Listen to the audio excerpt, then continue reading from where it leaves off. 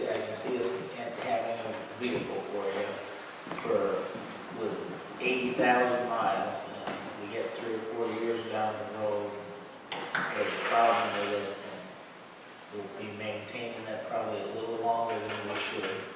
Probably not a whole lot different than how we treat the police cruisers, to be honest with you. After we put a little more money in than we should, everybody decides that it's time to buy a new one. But,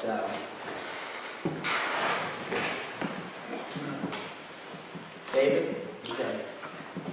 I would believe, though, that the use of your private vehicle for official business ought to be reimbursed.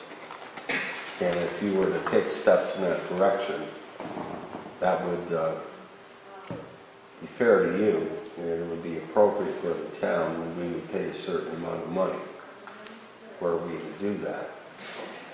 Now, if we were to take this free vehicle, we're increasing our fleet. Just like the time when we, some years ago, decided to go from 1 to 2 cruises. That's a whole nother story into itself.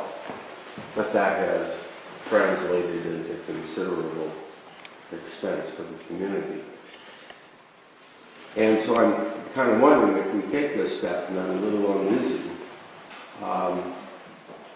It increases our fleet, it increases our insurance, there will be maintenance, and there will be the operating costs associated with the vehicle. And I'm kind of guessing based on what I've heard so far, and I know Phil Gilmore is an old friend myself, he's a good man, I have a high regard for him. But the question comes down as to which is the most expedient or the most financially responsible course for the town.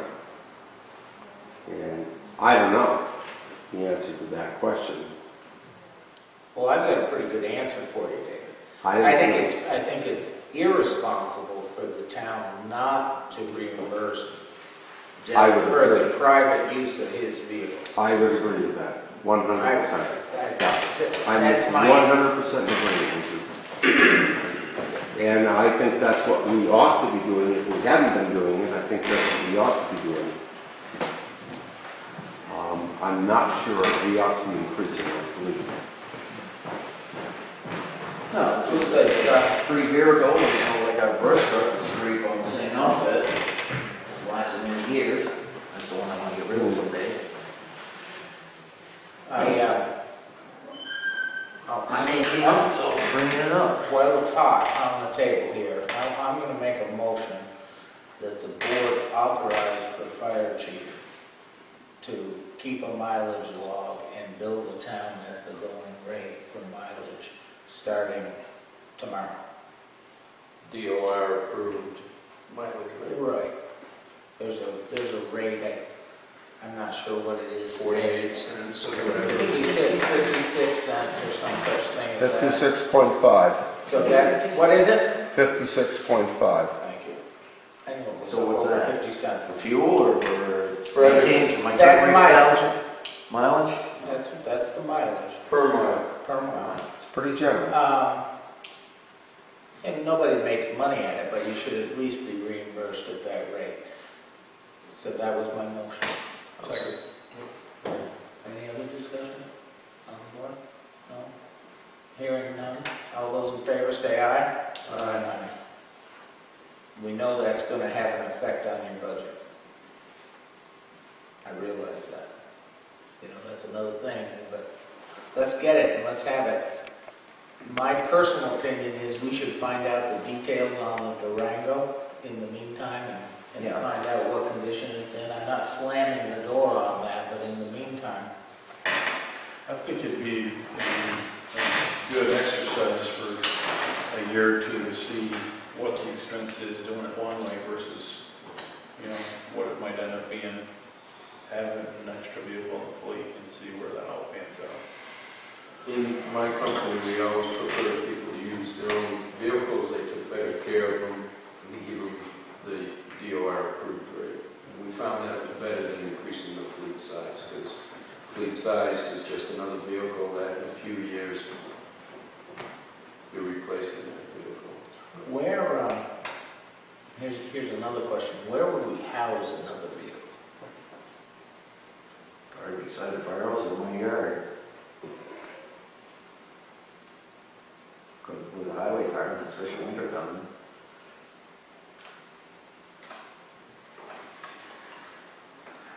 I can also cheese it, it's outside, somewhere by Baker's, by his house. Sue Breeze the same way, Goshen Sheep, so it's all, they're at their houses.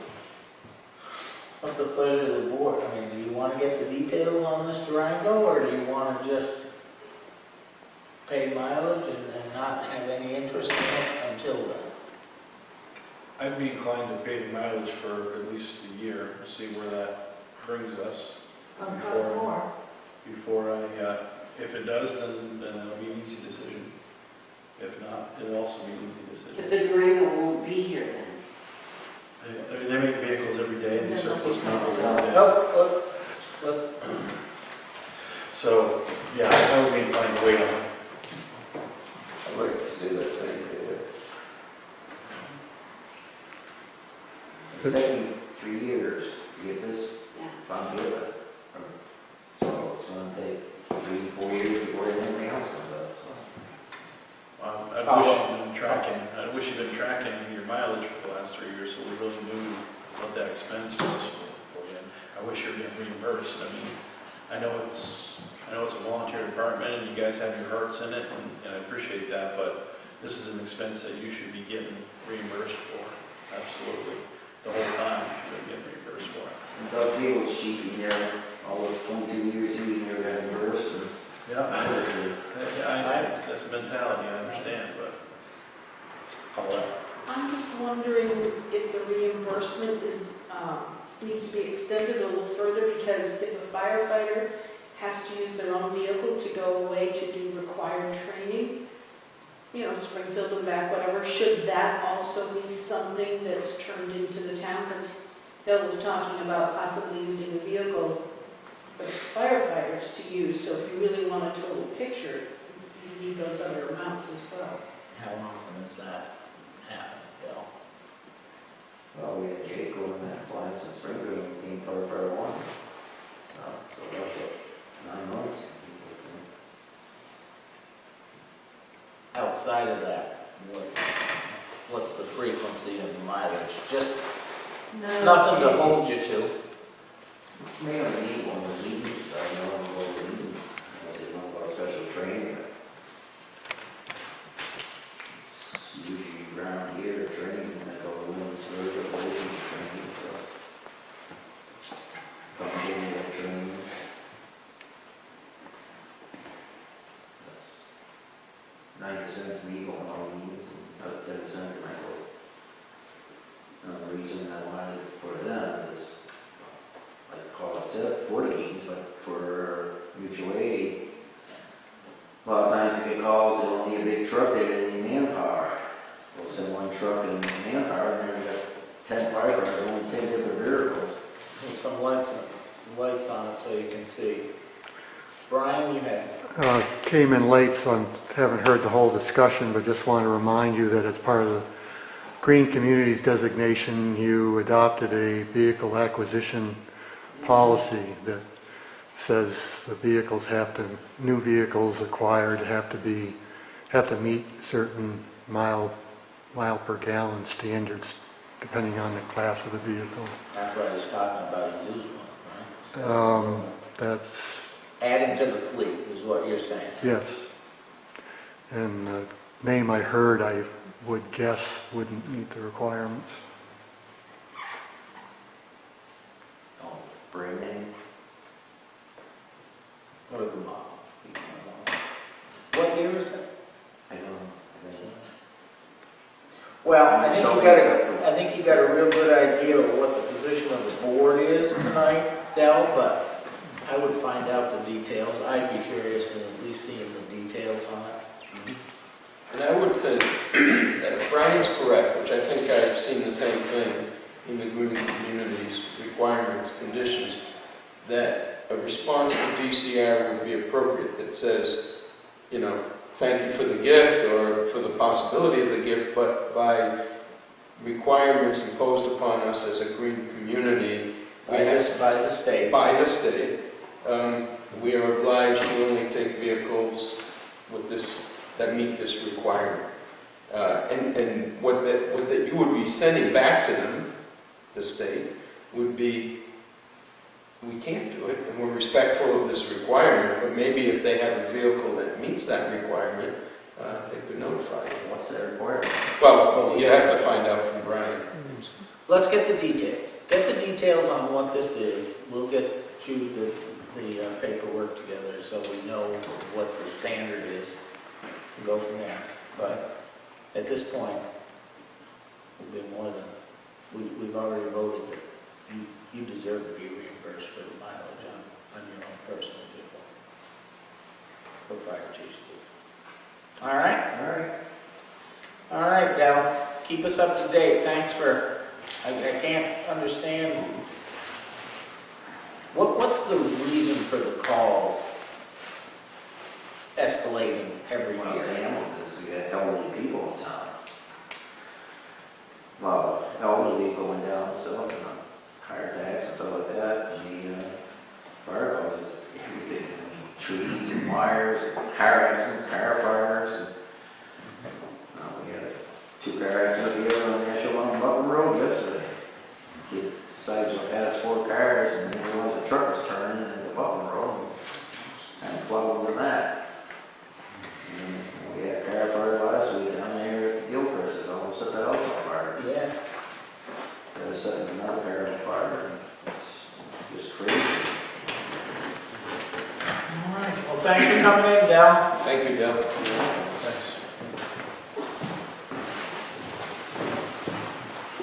Okay, Nancy, Yes, sir. you were here Follow-up months meeting tonight. ago. You were here to talk about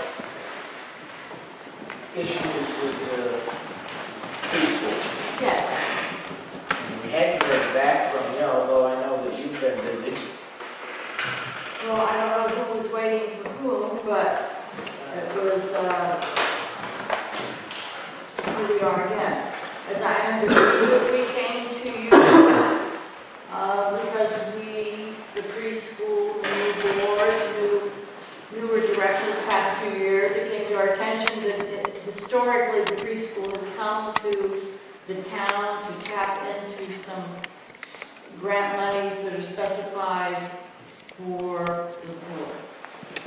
And in the past, annually, the preschool came to ask us for that, and my understanding is it was always money offered. So we started that again this year. Our figure was higher. We increased it to 5,000 because you can always ask for more and accept less. And because we hadn't asked since 2008 or whatever it is, we were playing catch up.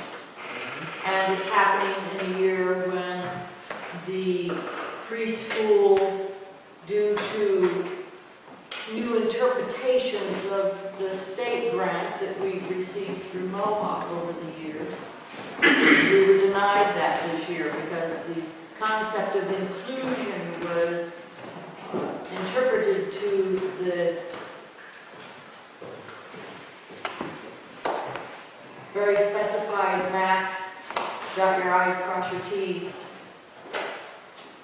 It is specifically now an inclusion grant. The money has morphed over the years.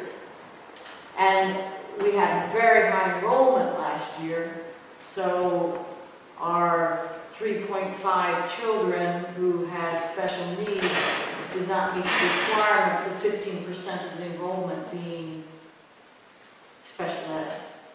Our enrollment's lower, so now, as we sit here now, we would probably qualify. But like most of these grants, 1 year's figures are applied to the following year's allocation. So the preschool applied directly for these grants in the past To the town? to the To the state, yes. We've always participated in it, and like I said, the name has changed, the number has changed over the years, it morphs, and more recently it's been called an inclusion grant specifically to assist with special ed children, I assume. That's why it's called inclusion.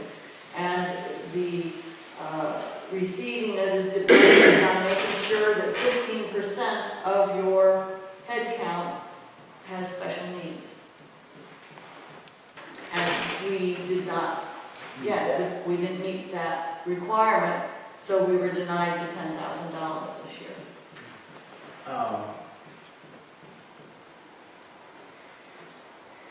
So I'm curious, looking back at last year, was there a particular reason that enrollment was higher last year and not as high this year? I think just the change of baby booms here and there. If you go back to around 2008, our enrollment dropped quite a bit, and at that point I think some of it was demographics and some of it was the economy. And over these 5 or so years, we've been able to, there's just been a more, Dell's right, we have this elder population, but we do have some younger families who either moved into town or young people who have had children, so there are 3-year-olds around.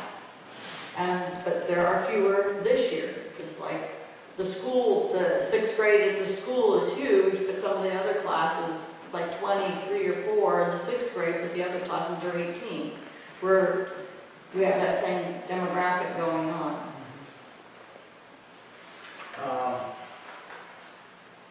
So our enrollment's down, so our staff are putting in fewer hours, and Christine Berry is the only salaried as a director, and the others are all hourly, so we're saving money with a reduced enrollment. The staff are having reduced hours and reduced pay. There's no other way to handle it. So how many students in total do you have now? I don't know the exact figure right now today, because as the school year started, I was not in town to keep up on those figures. But we have, last year it was mid-30s, so I'm guessing we're high 20s. And that's not full-time. And that's ages? 2 and 9 months up to entering kindergarten. As early as 2 years and 9 months? 2 years and 9 months is the youngest we can take by our licensure with the state.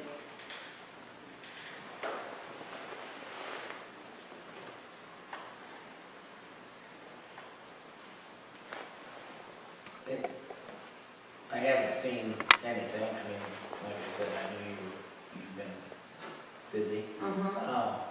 Any idea of, when you put it down on paper, what the shortfall is? I mean, at some point. Of finances, we are fortunate in that we do own our building. Because we own our building, we have in the past qualified for equity loan.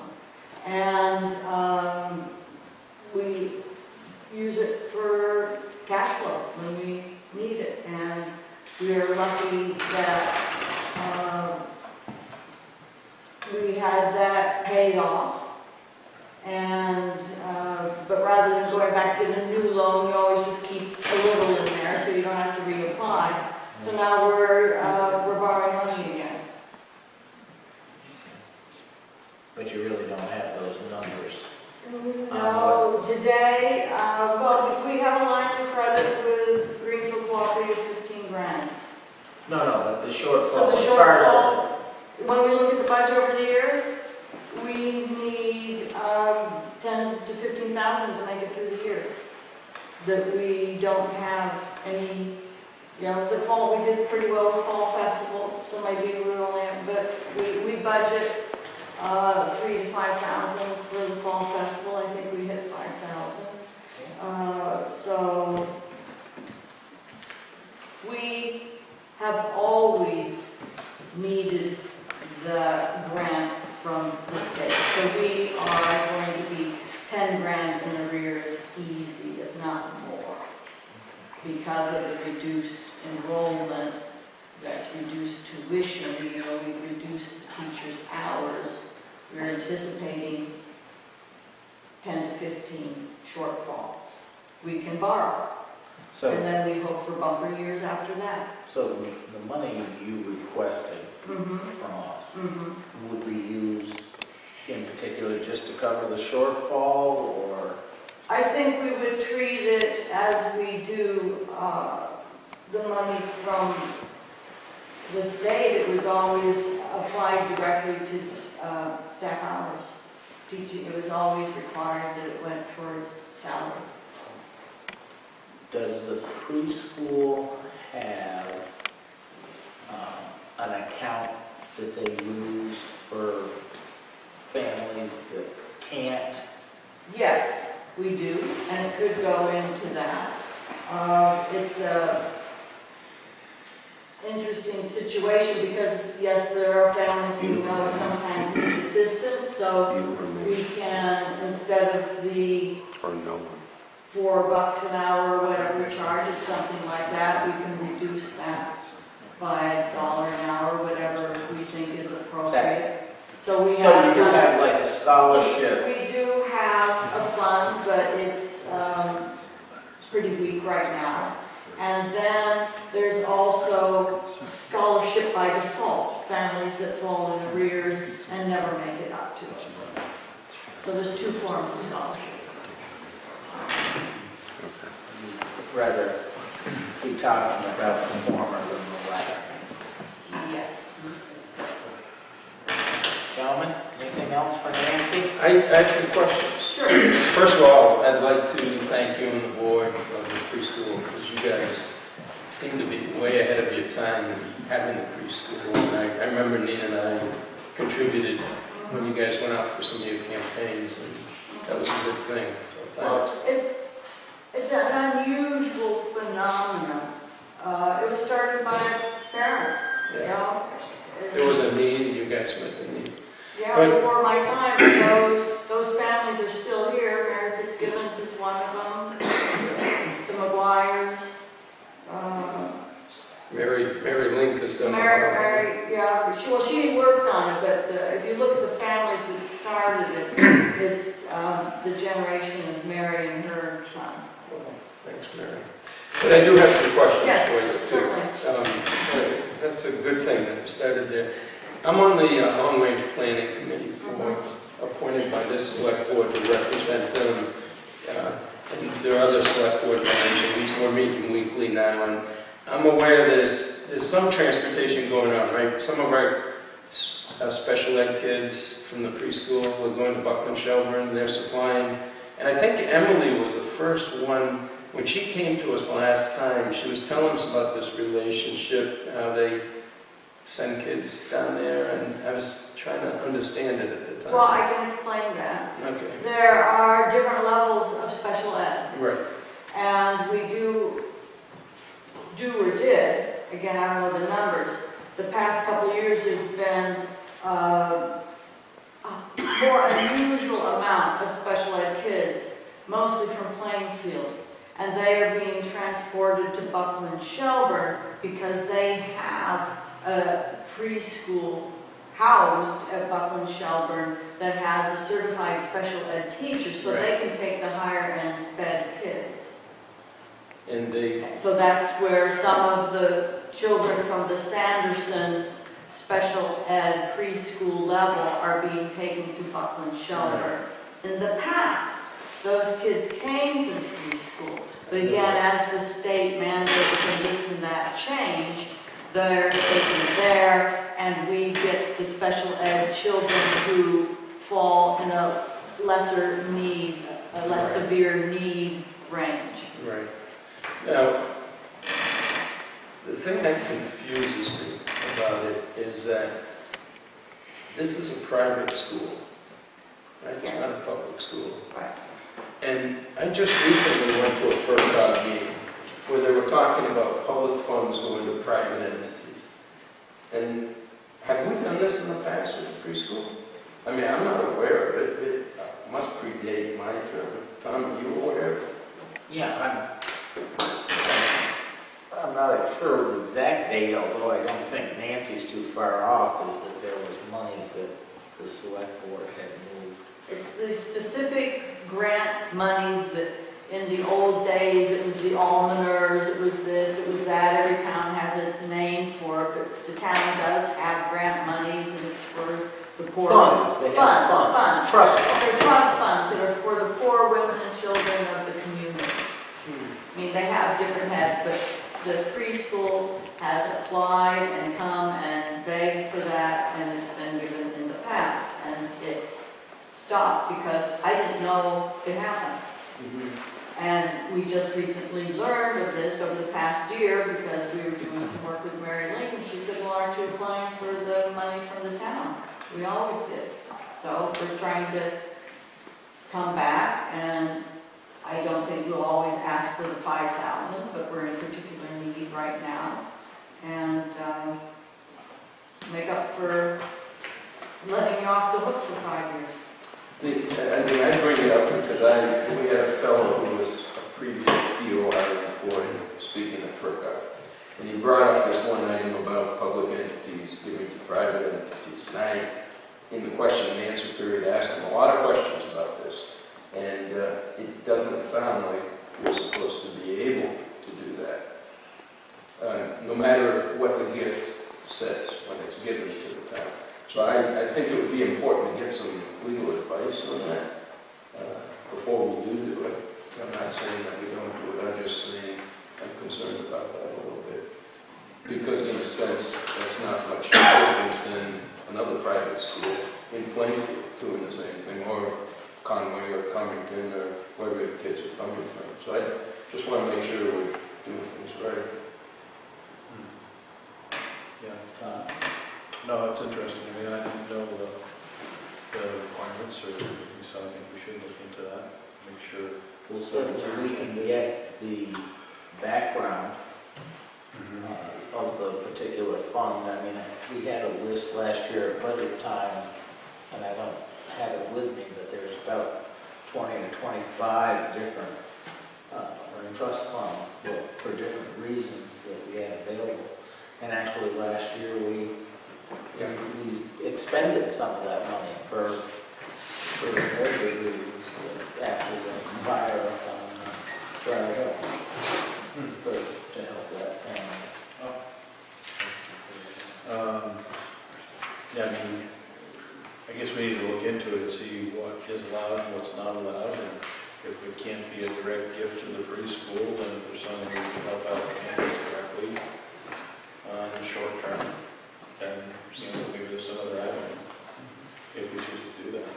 There's what we've created here is a hybrid. It's an unusual collaboration. It's my understanding. Mary Lynn is the guru on this because she was a part of all this 15 years ago. When my understanding is when the new Sanderson was built, there was talk that coincided 15 years ago approximately, give or take a year. The new Sanderson was being built and the preschool needed to leave the Congregational Church where they were housed because the Congregational Church wanted to put their efforts into the food pantry. So we were encouraged to find a new site. We found one. You all know where we are. And at that time, though, the preschool board went to the school and said, does it make sense to now have the preschool at the school, the Sanderson? It was said no, and so this collaboration that started, that we would take care of the preschool of these children, and the state and federal monies that go through the Mohawk district some of it would trickle down to us since we were the acting preschool and providing that for the community. It's an unusual relationship. It's been there a long time. Well, And that we have received. These so when they built the new school, they were just positively sure that every room was gonna be full to capacity. Apparently, I don't know the thinking of it because I wasn't involved. As a married woman, would have be able to hone that a little more clearly. But by nature, and it doesn't mean that you, as a select board in the town, have to, but by nature that we have historically received these state funds, I think documents that we are the perceived preschool for the Sanderson district, communities of Plainfield and Ashfield. Here's another question, and you may not have it off the top of your head, but I'd like to know what it is. Yep, Of the 27, 28 students, yep. what percentage of them are from Ashfield? Because there has to be, in the hill towns, there's, That's a good question. They do, the Ashfield is the bulk of them, and then Plainfield, but we do get children from Goshen, Williamsburg, and Conway, because there really isn't a lot going on in the hill towns for young kids. And the other thing that we, as a preschool, provide, which is different than what's available in the public school, and that may have been part of the decision 15 years ago, I don't know, we provide care from 7:30 in the morning till 5:30 at night. The public school does not do that. So for working families, we are one of the few places in the hills that can do that. well, I'd be interested in seeing the breakout. I would be, At some point. yes, I do know that the majority, like 99.9, one of those, of our graduates go to Sanderson.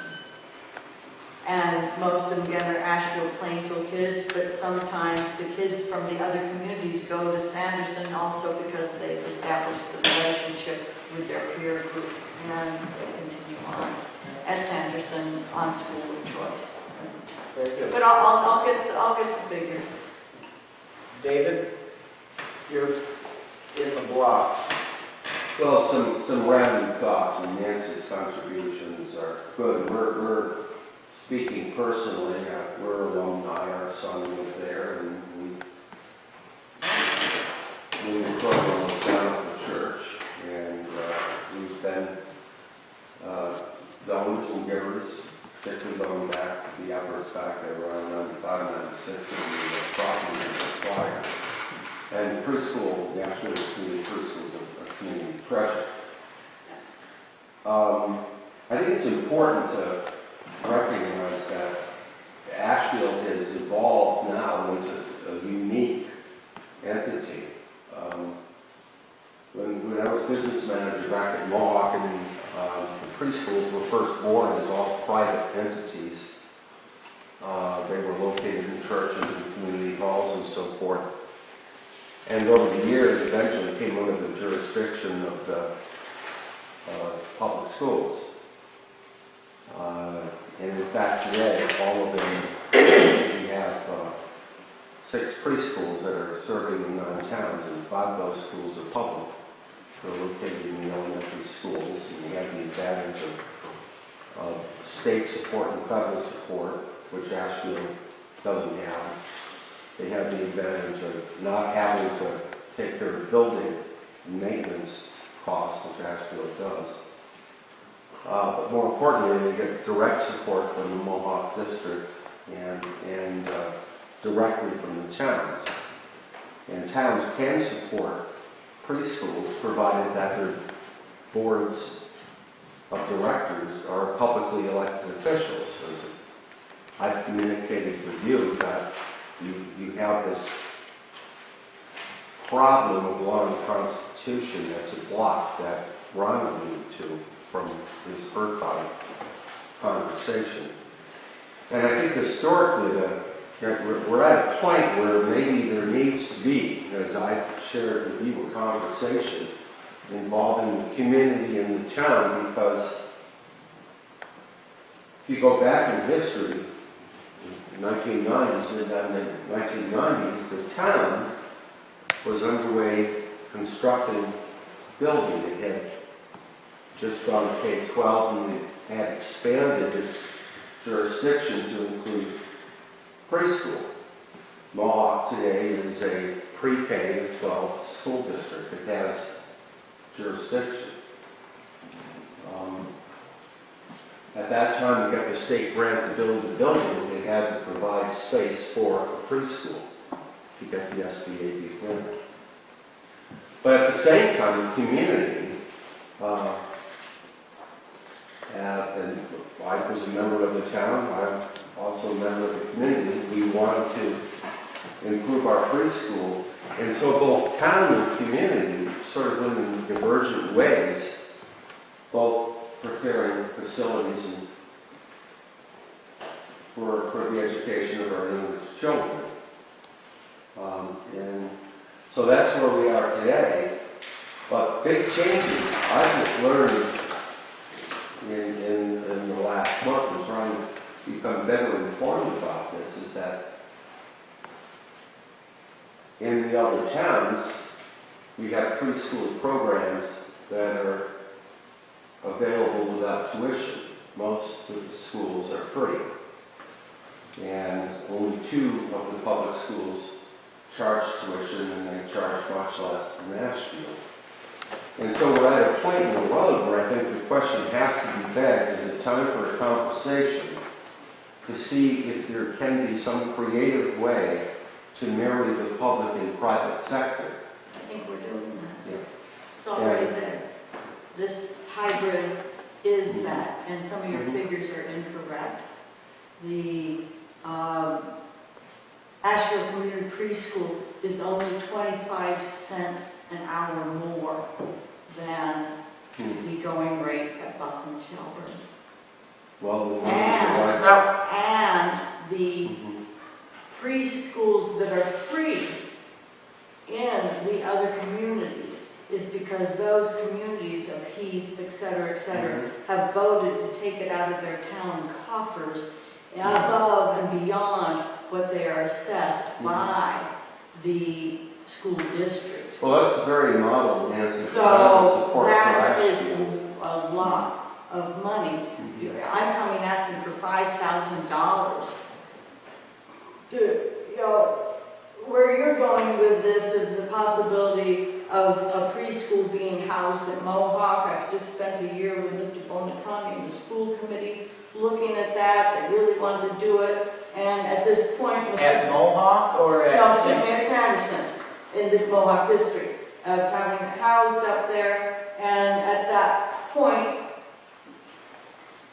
Ashfield doors opened because Mr. Bonacani decided it would be too much money to do it at Sanderson this year. So, yes, maybe our community does have need to have the conversation, but I don't want that interfering with me coming and asking for $5,000. You're taking it to another sphere that I don't think is necessary at this point in time. But it is good to know that the conversation has already been The started. conversation started over a year ago with the Because school committee and Mr. Bonacani. Because if there's a way that we can give the same type of support from the same type of fund that we did in a number of previous years, in 2008 is your number, whatever it is, that we can do that, I'm not opposed to that. But there needs to be a plan in place that it's not an every year type of thing. Though historically it was. It was a more modest figure. But regardless,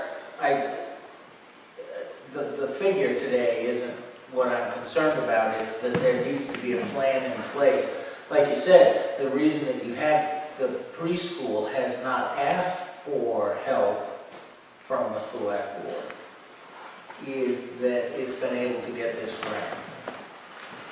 It's been able to find First funds. it was because of ignorance. We didn't know the preschool had ever come before. We didn't even know it was a concept. And when we were informed that historically the preschool had come before the select board and asked for some money, then we decide, well, we better do it because it looks like we're losing our grant. If ever there was a year for us to start asking for help, it's now. I think we got a pretty good flavor for that. Tom, I think our goal should be in Ashfield to, however it is provided, to have free preschool education for the children of Ashfield who are aged 3 and 4. How can we get that? That should be our objective. I think there should be a real working group. It sounds like maybe you want to be part of that, David. Yes. That what Nancy has already had that conversation, and the rest of the board, I assume, with the superintendent. But if, through all of it, I mean, that's the point you'd like to make tonight. And how do we preserve the jewel that we call the Ashfield Community Preschool? Those would be the two objectives. Right.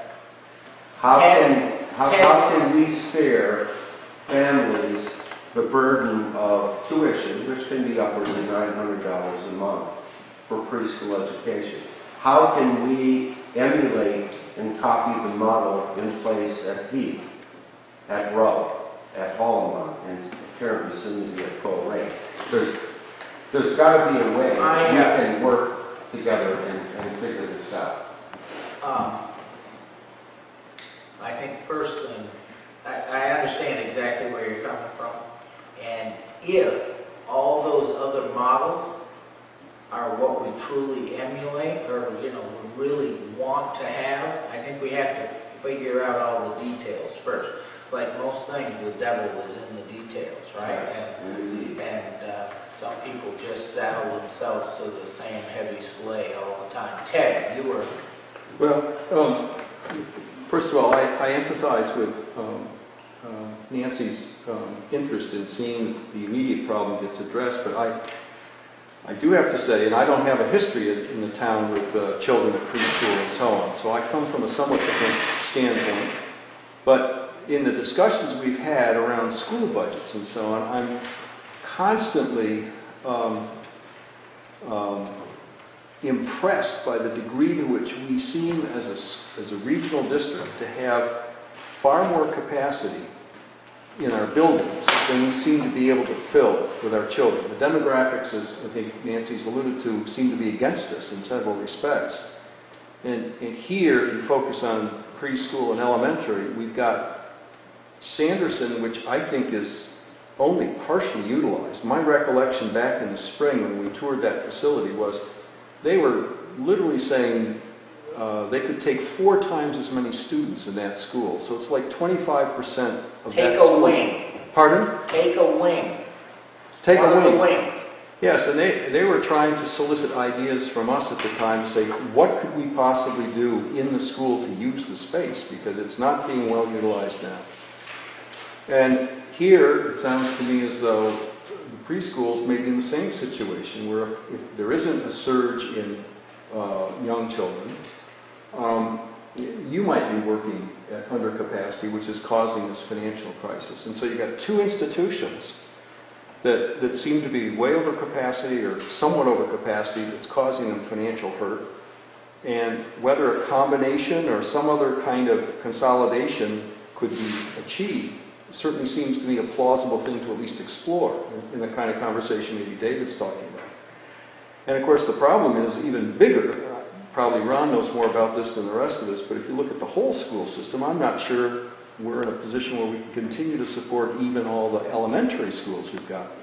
So in some ways, this has to get joined, I think. Otherwise, we're financially just kind of pushing things off. It's inevitably going to crash in on us somehow. We're going to just collapse somewhere. So I think this conversation's very timely. I would agree. I think what needs to happen is, and I'm looking forward to seeing it at some point, and it may be part of the long-range plan that you're working on, Ron, is some details on the discussion, because you alluded before that the superintendent felt it would be too expensive to move the preschool into the elementary school. I don't think he was talking of moving the Ashfield Community Preschool into, he's talking about creating his own. There was no talk that our staff would be included there, there's no talk of anything like that. He would open, he or the district would open their own preschool there. And again, it would not be the same hours that we provide. So maybe there is, who knows where it will all shake down and what it will look like. Just to let Ted know, my understanding of when Sanderson was built, Mohawk also went through a whole new wing and an addition. And I was working in the district at that time, and we were using figures based on baby boomer days.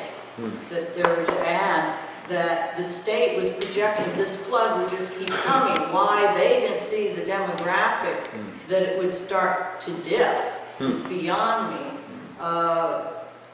And that this area wasn't just going to keep growing because people weren't just going to keep having children at the rate of the baby boomers did. So anyway, the Sanderson was overbuilt from day one. It was never full. The state would only build a school a certain, give you money if you built it a certain size.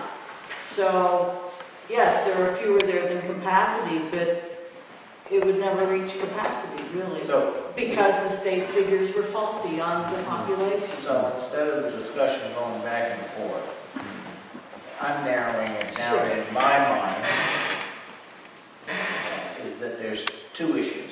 That probably that there is a core group that can be made up in town to really look at this and maybe beyond just the community preschool and the superintendent directly, but maybe to find out what the whole community is interested in supporting, which is a longer term thing. And the shorter term is that the community preschool is in a deficit situation and they want to know if there's some funds available. Right. Those are the two things, and the only thing of that that I see that this board can address is the latter. But I'm concerned both for the lack and the accounting practice. And I wonder, we have a couple things going on. We have what's this peer review, DOR is going to come in here, and what's it called? It's called a financial management review, Okay.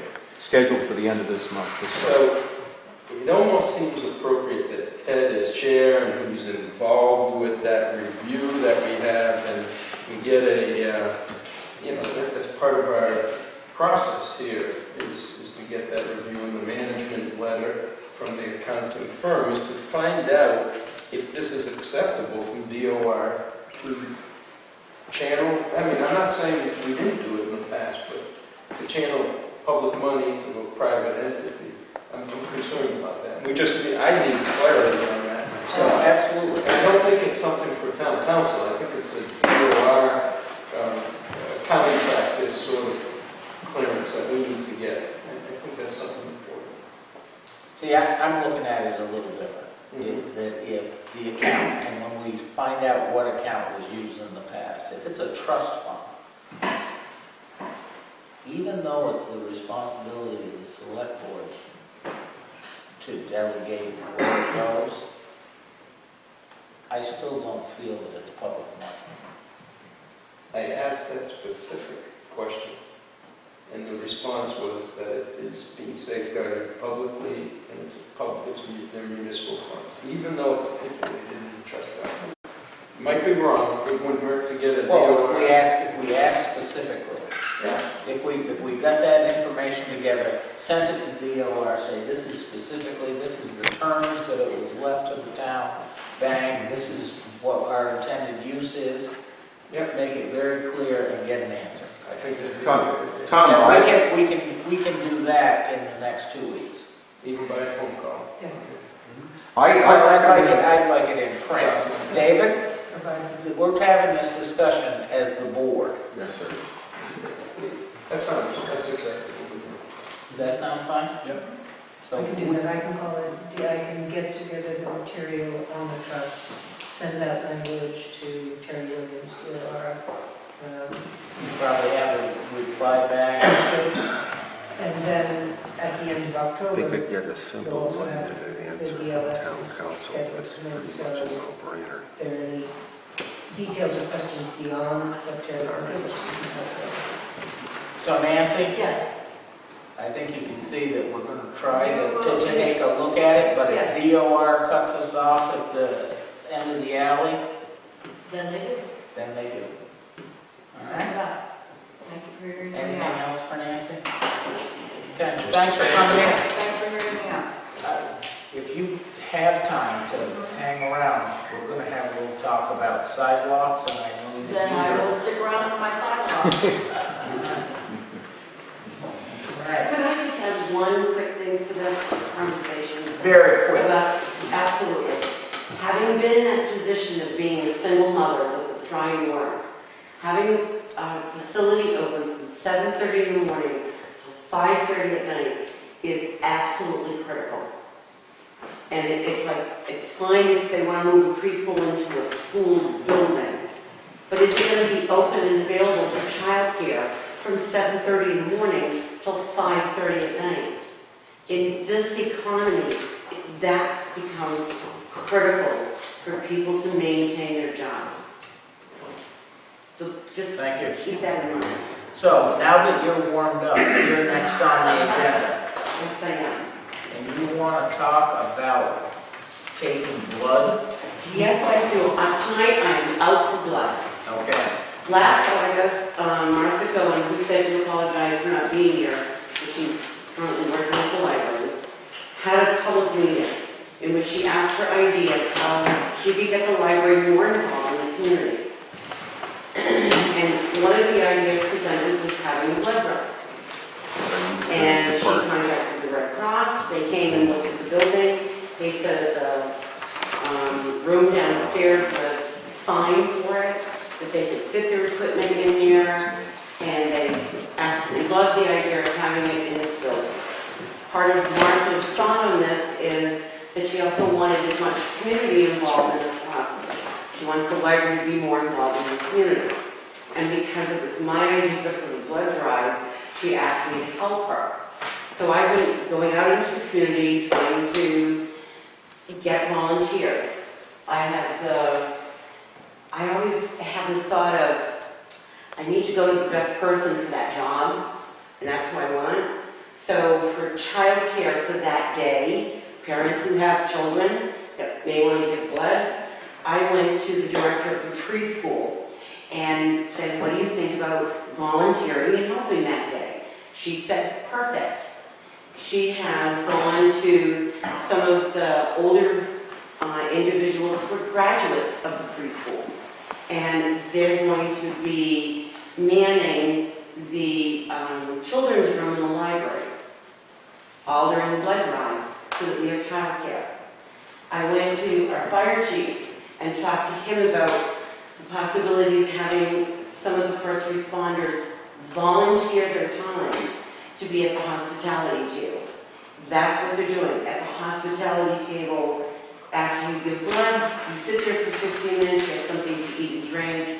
You are monitored by someone so that if you start going south, the nurse, the Red Cross nurses can step in and help you immediately. So Dell and some of his volunteer firemen are going to be doing that. I have, everyone who gives blood will have their name put in a raffle. Businesses have donated things for raffles.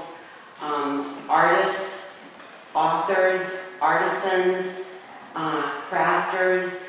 I'm trying to include as many aspects of Ashfield's community as I can. I've contacted some senior citizens. They're going to hopefully be some greeters.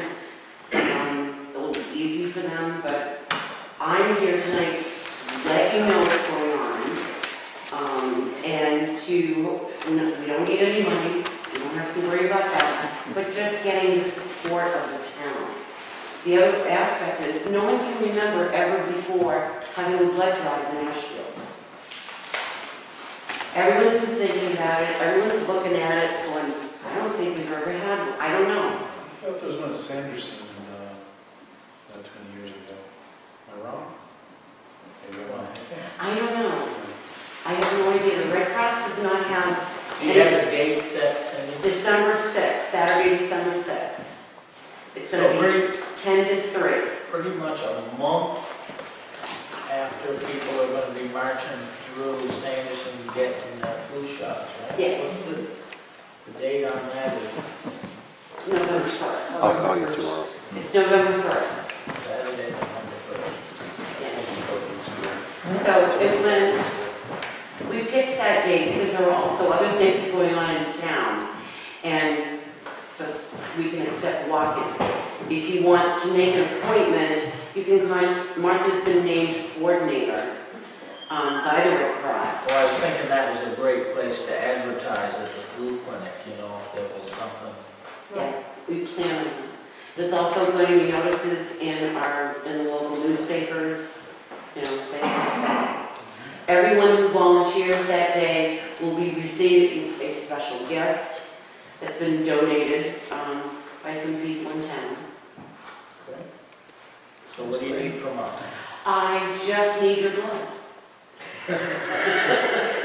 So we're getting the first-hand invitation, You are being personally invited to participate. and that's December 6th. December 6th from 10 to 3. You can make an appointment just by contacting Martha at the library. You need to make an appointment. You do not need to make an appointment. You can have walk-ins. It is the Red Cross nurses who will determine who is allowed to give blood and who is not. Let me just give you a quick story. Nina and I went to one at Chalmont Academy several years ago. We had an appointment. My God, we had to leave. I mean, we waited for about an hour and we left because It was not. it's very important that it be, that if you make an appointment, that they honor that time, because you're trying to fit it into a slot, not just hang out there, so good luck with that. Well, here's the thing. Martha's going to be running the library that day, and I'm in charge of the blood drive. So if someone has an appointment, I can almost guarantee All that right. you're going to have that done. There you go. Thank you for doing that. Well, thank you for hearing me. Thank you, thank you. All right, next on the agenda, which has been postponed, but I had originally made time for Jen Markins on the Tennessee gas pipeline. I think she's trying to gather some more information, is that correct? And so it'll be more relevant and reality-based. We already, now we're going to old business. We already discussed, when we were discussing the minutes on the agenda, how that would be postponed until Wednesday. Hopefully we'll be able to take care of that Wednesday. And that'll be our last select board meetings too. So Yes. two sets of. Two sets of them. Okay.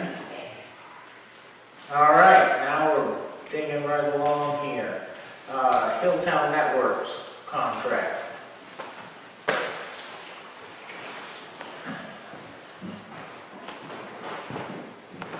Chris? I think we're going to be a little while, right? It's not going to be short. Probably. Let me skip you for a second. And I see Wayne Farrell's here. And he has some information on the Central Franklin County District Veteran Services Manager. You want to bring us up to date?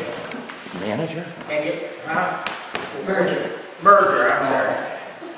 I was asked last And Wednesday. you're known for brevity, so I thought we'd get you in I was here. asked last Wednesday after our joint select board, personnel board meeting, I would check into this. As little as 6 months ago, the central district was opposed to joining Greenfield and Leiden to make a new veterans district, which would would be centered in Greenfield and not in terms where it is now, where we are a member. And Greenfield and Leiden are the only two town in the city that make up that district. I guess they call it the Northern Central.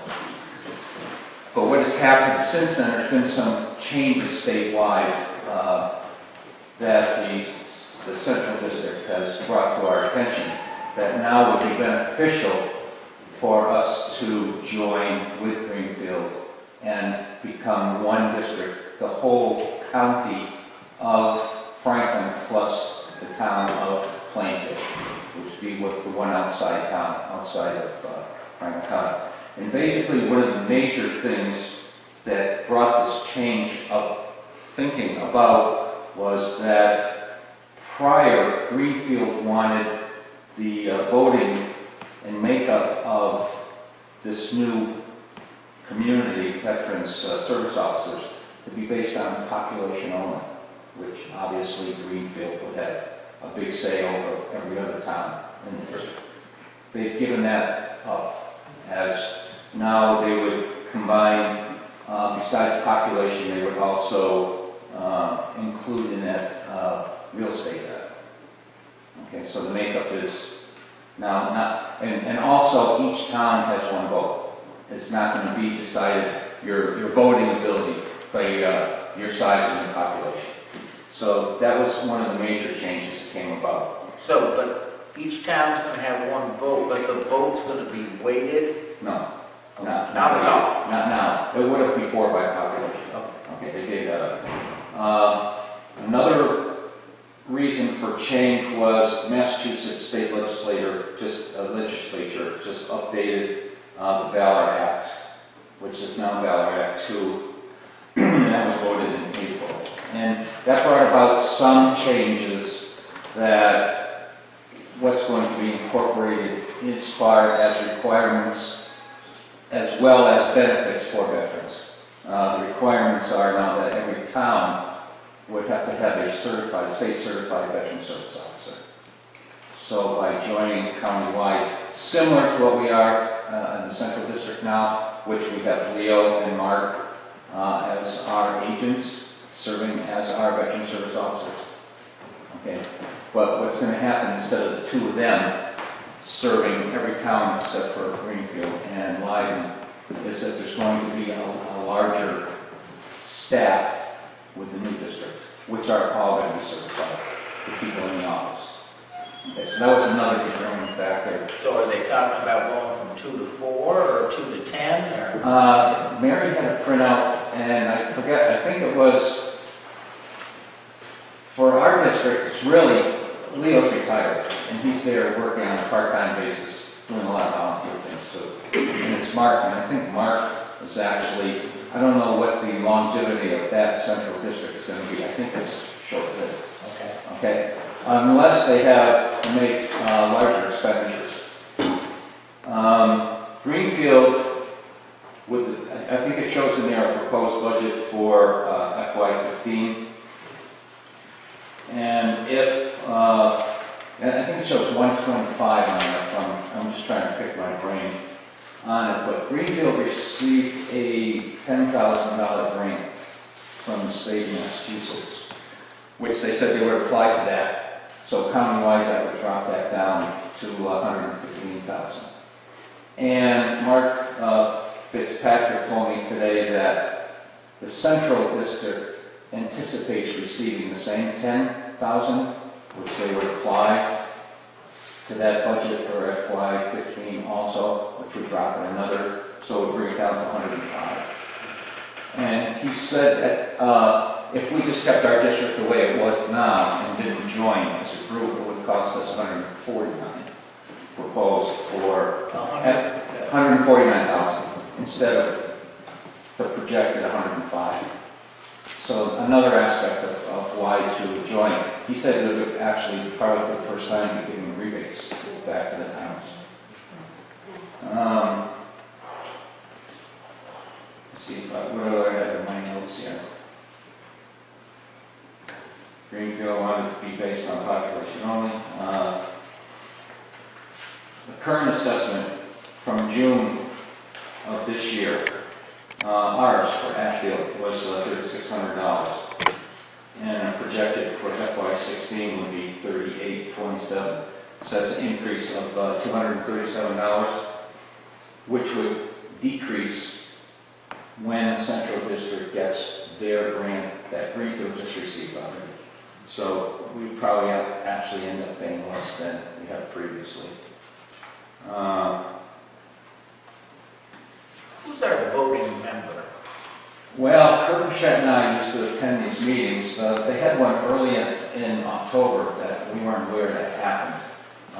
So it was either, we went together and one of us would vote. Okay. And the other one would be just driving.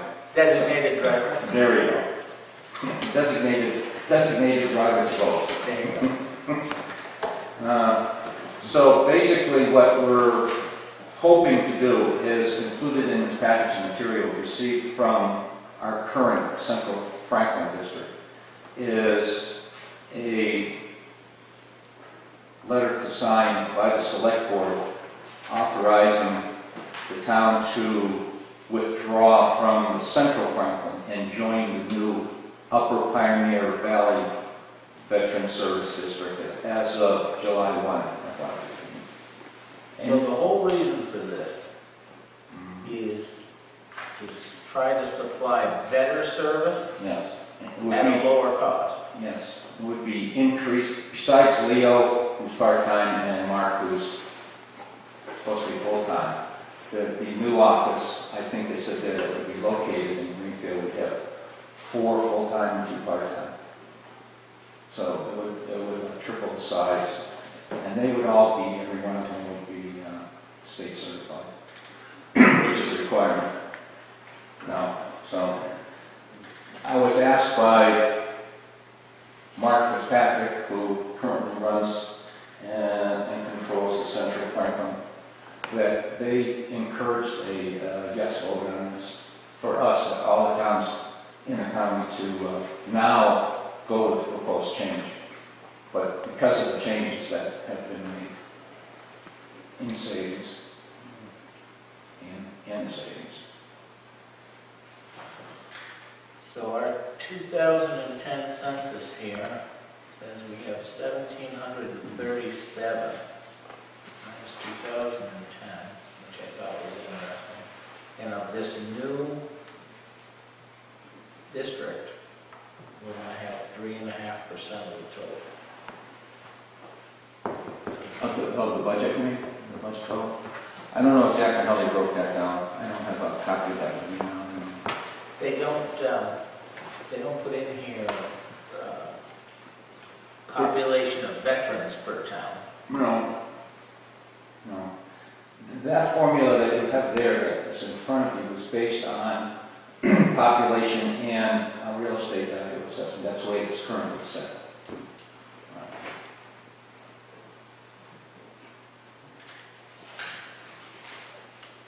Any questions, Ron? Haven't really had a chance to review it, so. Yeah, I don't have to look at it quickly and talk to Mark once, but they are encouraging the towns to all support the change. And, Go ahead, Mary. yeah, and I really appreciate that you got to talk to him in more detail. I talked to him briefly before and was still a bit confused because I had been at meetings where it had been resisted for a long time. That's it. And yet it was clearly they were not behind this, and I didn't have all the details of how they had worked it out. Wayne, do you support this? Yes, yes, we do. I mean, it seems reasonable. And I think, Mary, in the past, just like to reiterate there, the reason that we were opposed to joining Greenfield before, they wanted to base it on population. And all those arguments. And not one vote our town. Very strong. Yes, not a way like they wanted. So that was one. And the second one with new changes in the statute is that there would be more services available, more people to serve the veterans of the whole county than what we currently But have. he did also mention that there are going to be things that will be more difficult to do or maybe not be possible to do to meet that Act 2 the district stayed as it was. Correct. Well, it would be way more expensive. Like, for example, he said it would be at least 149,000 if it stayed, if the town voted not to join.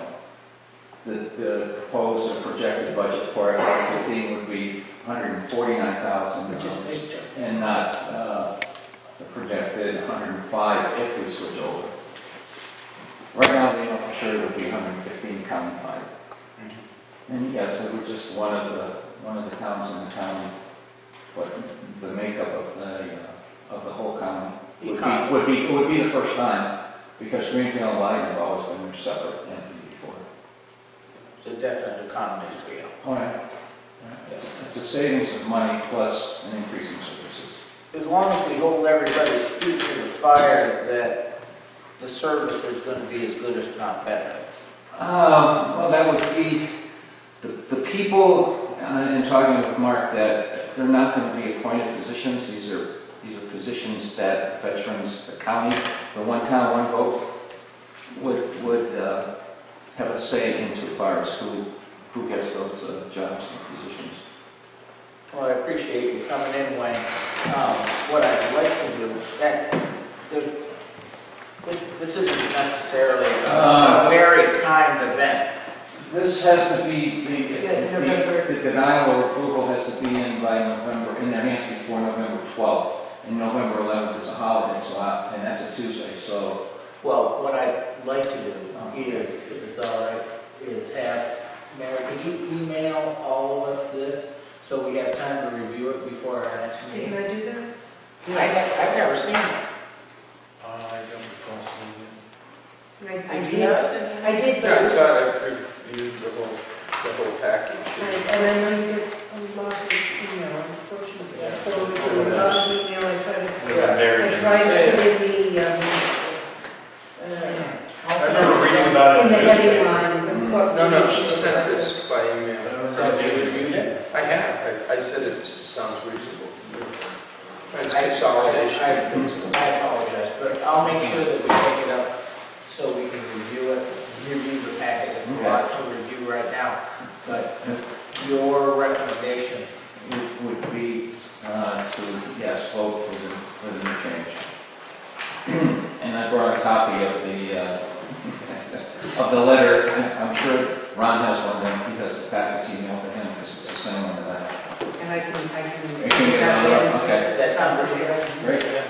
Let us review that. Yep. I And apologize. if there's anything that I can do to assist, if there's some information that that's not clear there, I'll be happy to do some work on that. What was the formula for assessing individual towns in the current agreement?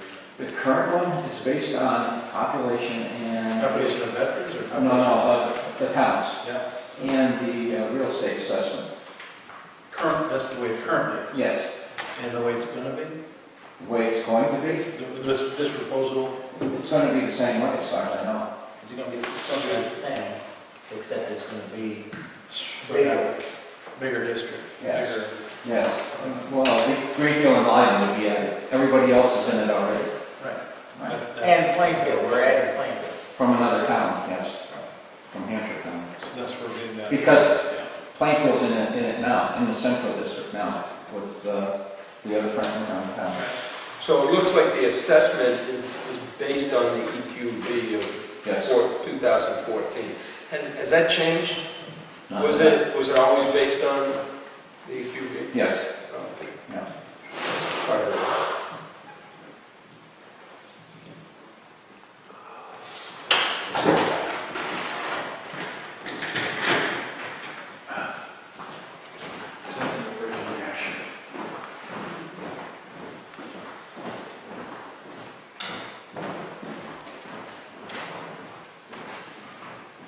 I think every town listed here but Greenfield.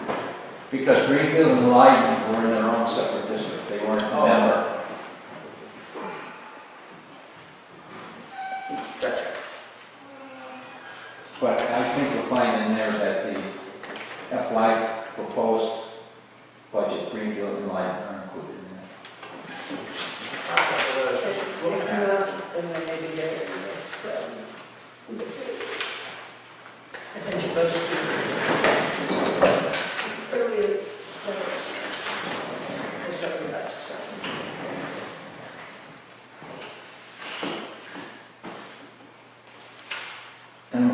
from what I'm told also is that the new office would not be, it would be located outside the Greenfield Town Hall. It wouldn't be in the town hall. It would be in another facility someplace. Maybe it could be in one of the schools. I have no idea. We have lots of space in the Mohawk district. Yeah, so both of these has been, But I'll send them again. I apologize for At the not, top. for not being up to date on that, so. Okay. I'll review it. I don't see Okay. any reason, unless there's something big, we communicate it ahead of time. Any questions from the council? We'll get it done well within the deadline. Very good, sir. Thank you, Mike. Thank you. See you Wednesday. Yes, and it's only 2 days away.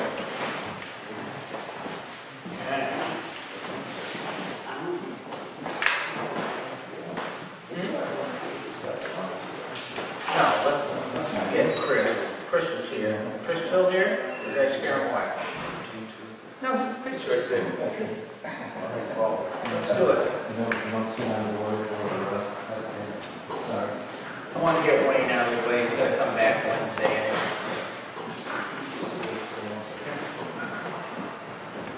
All right. So I guess there was a little confusion on town council that she sent you the agreement and we didn't get one until you sent it to us. She sent it to me into the Shelburne's way. It must have. Yeah. So I was in, we went over this, trying to keep my days straight. I think I was in there on Wednesday. and, Last one, I was with, so you've had more time to review it than we have, because we just printed it off when you forwarded it. Yep. So, and unfortunately, I didn't have access to the color pictures. Chris, you want to start us off here? Sure. Some of the changes? Yeah, the first, Do you have any problems in section 1? yes, what we discussed last time about final installation plans versus actively working with the committee and the commission, the town hall building committee and the historical commission. Except for The last line in there, where I think that last line is redundant because of section 2. any approval of these plans shall not relieve Hilltown Networks of its responsibilities and liabilities. And in section 2, the underlined portion, The entire section 2 is the same thing as that last sentence, fundamentally. the approval of the Town Hall Building Committee will be required for all equipment and installations. The approval of the Historical Commission will be required. Installations, any inspection of equipment installation or approval of installation or plans by the town shall not relieve them of its responsibilities. So, I mean, I can almost see where you're saying it's redundant. But is that a reason not to sign it? Yes. Why? The first section states final installation plans, and since it's a dynamic installation, if I want to do anything, I'll need to come up with a final installation plan with 2 antennas and bring it to both of those groups, have them approve it, do the work, and then when I'm ready to do the next piece. So if it reads, Hilltown Network shall present installation plans to the town building committee, That's fine. is that a problem? Todd? No problem. Ron? Where do you suggest?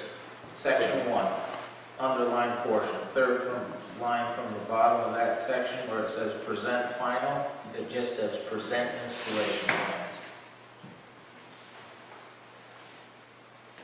Take out the word final. Take out the word final, Yeah. with the idea that It's done. but it has to be presented to, all Yeah. of them will need to be presented.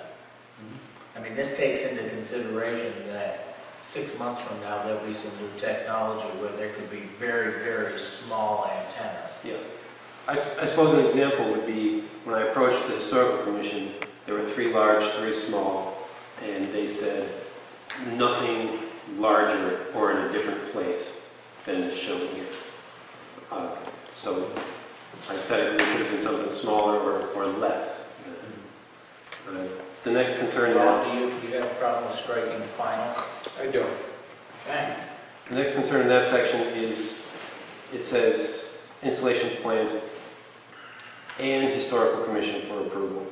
Whereas I think that's outside of the scope of what the historical commission needs to do, and that they only need to approve the visible changes. So I don't need to come to them with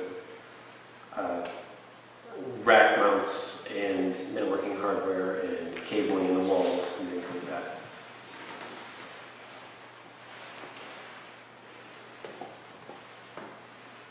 Which is how this section 2 is worded, that they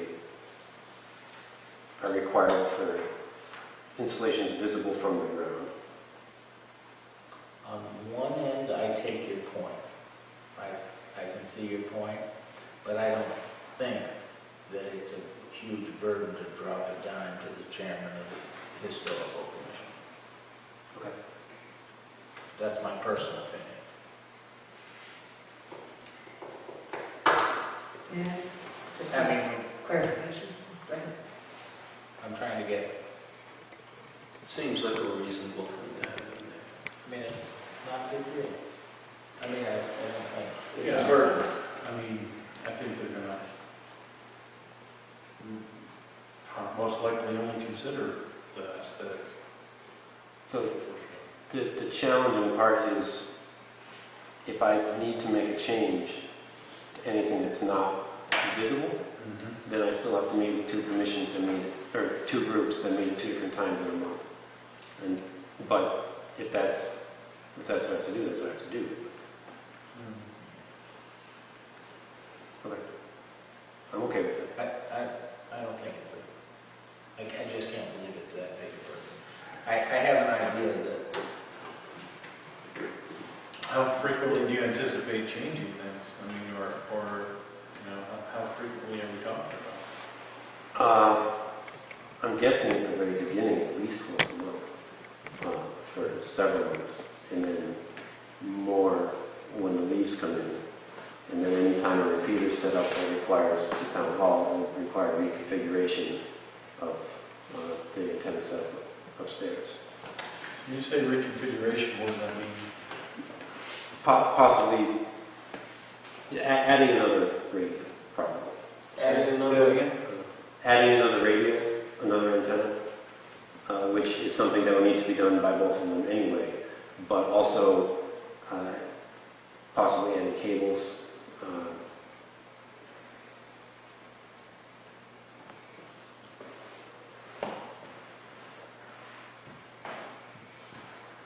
Depends. I mean, it sounds like something that should be done anyway. Okay. Chris, isn't it possible that you could, in your installation plan, which you're going to do, the non-final ones, but installation, that you could put an alt A, alt B, and say there's a possibility that this might happen? Yes. I mean, Which is- and that way, it would give you a little more flexibility? That's exactly why I was asking for not final installation. I understand. That's So that would take some of the pressure off of you on... Okay, so effectively I need to meet with them both anyway, reasonably often, so. Yeah. If you can conceive of the phases, That's what I was put trying to that in the say. plan, as Ron said, that get it approved once, and then, Then you're done with it. yeah. That's my goal, but I You still never have know. to do empirical testing. Right, you never know. So, Right. Section 2. it's okay. Any problems in section 2? I'm fine with it.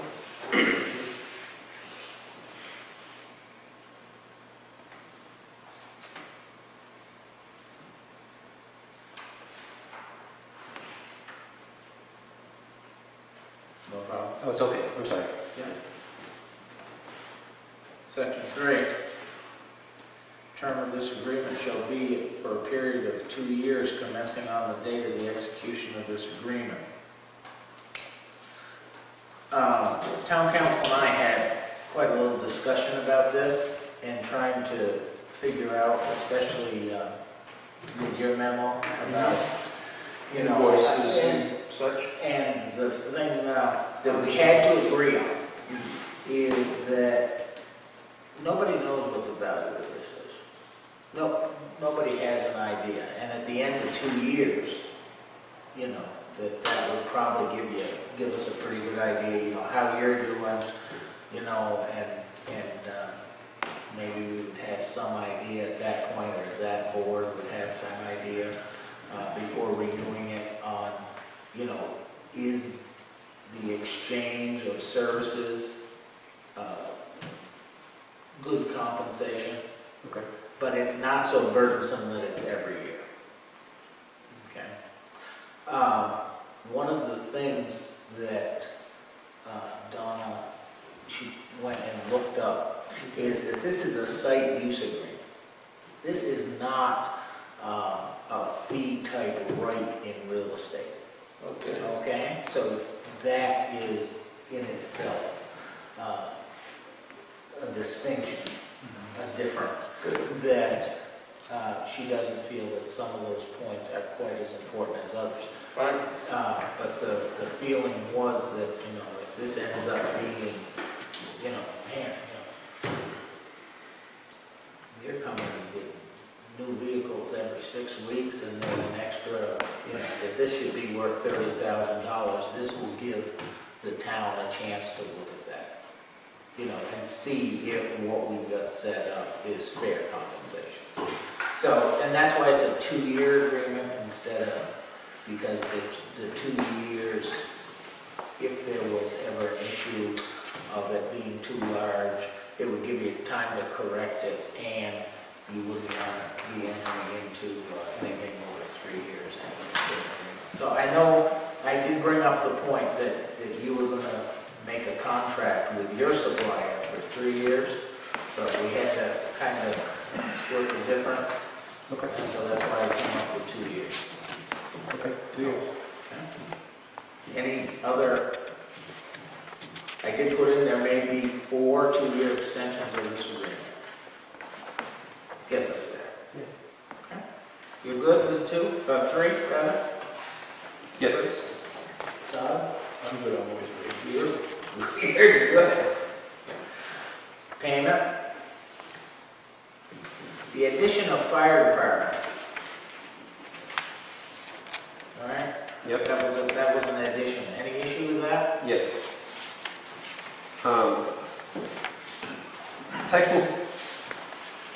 Technically no, but technically yes. It will be a 5 megabit rated service to this building, and then the town hall can do whatever they like within the town hall's uses. The town hall currently delivers it from here to the fire department. So the fire department is effectively covered as a result of the town already having the 2 buildings connected.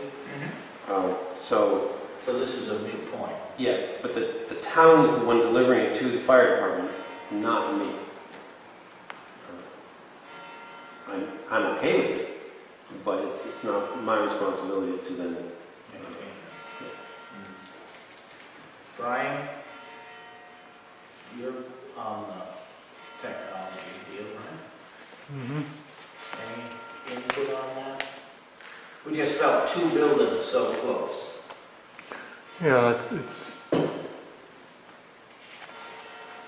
they've been connected in the past, and the 2 buildings share computer network and computer backup and networking and so on. So it's just and that's been kind of managed by the technology committee. So I don't see a, Are there computers over there? Because I see them always trying to get in here. yeah, Dell has a computer. How are they connected wirelessly or? So there's a cable, There's a there's cable. our cable. He has another access point over there, another wireless router over there, and it all comes out of here.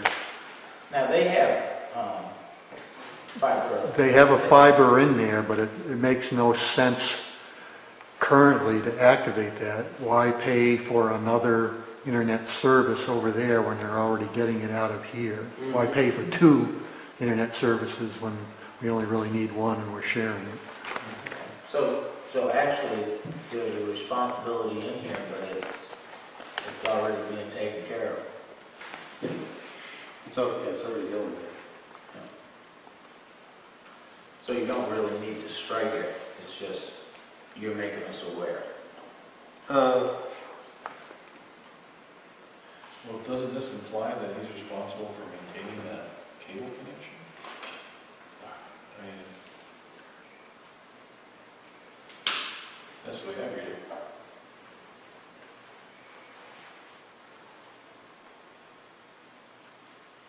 So with Verizon, it wasn't within the terms of service to be allowed to connect to two buildings.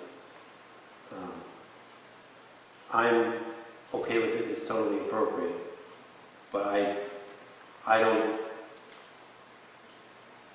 since there are two buildings that are networked together, having them be provided with two separate internet services, or have me somehow have some responsibility in between the two buildings,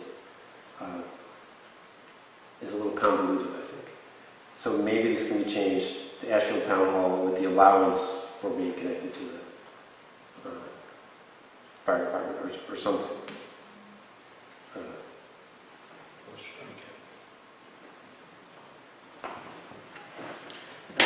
And this also reads that, and the highway garage, if within range, Highway with a wire, and it's never going to be wired from here.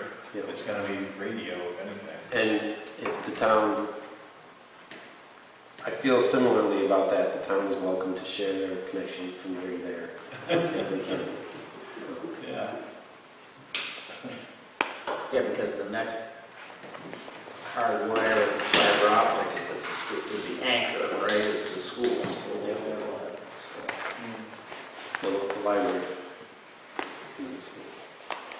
What do you say, gentlemen? That's straight good. Strike it. Yeah, it makes sense. It's not what he's trying to propose.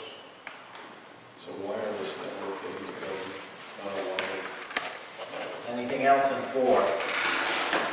Yeah, after the initial term of this agreement, the town may review the accounts and books of Hilltown Networks, the rest of that section. I'm under the impression that's the sort of thing that an investor would get to see, and the town is not an investor. I would invite the town to become an investor if they like, but I don't think that's appropriate. Without that, how would we ever have information to know if we're getting fair compensation for? If you call Verizon and say, I would like you to put a cell tower up on my property, they're going to give you a value. They're not going to show you their books. And you get to either accept it or not. And I don't want special treatment, good or bad. And I feel like having me provide my books to the town, whereas every contractor and every other company that's come through and had some work here doesn't have to give their books. That doesn't seem fair and equitable to me. I would suspect the town would need to do their research and find comparable sites. That's what I was originally asked to do. And the range of prices for sites that I found in Western Massachusetts for wireless internet distribution went from $100 a year up to $1,200 a year. And I've offered $1,200 a year. was asked to do that early on, I did the work. And I most certainly could have offered significantly less, but I think according to the comparable other locations, there's no need for this sort of thing. Todd?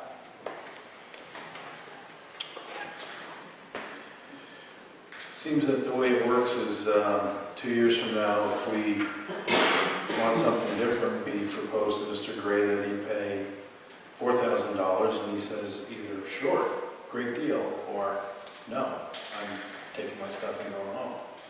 That's typically how businesses work.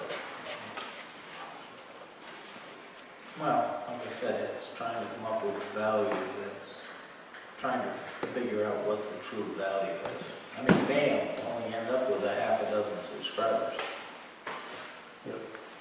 Which would take you the other way. Relative to that, I got quite an interesting perspective on this. I attended the Wired West board meeting Saturday because David and Andy were both unable to make it, and a significant portion of that meeting was spent going over case studies of 4 or 5 towns, I think, in the Wired West area that have tried doing wireless service, financed by the town and contracting with the contractor to do it as kind of experimental things. All but one of them were basically failures for various range of reasons.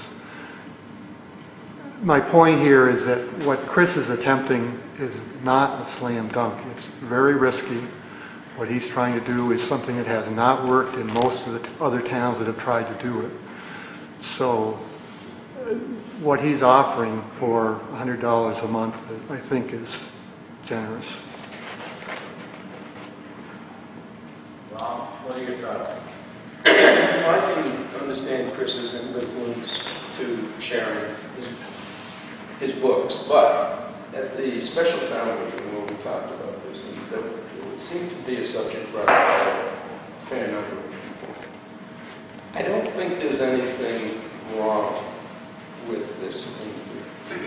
I'm trying to think of myself in your shoes. It doesn't say anything that we have to approve that information. There's nothing wrong with a person making a healthy profit.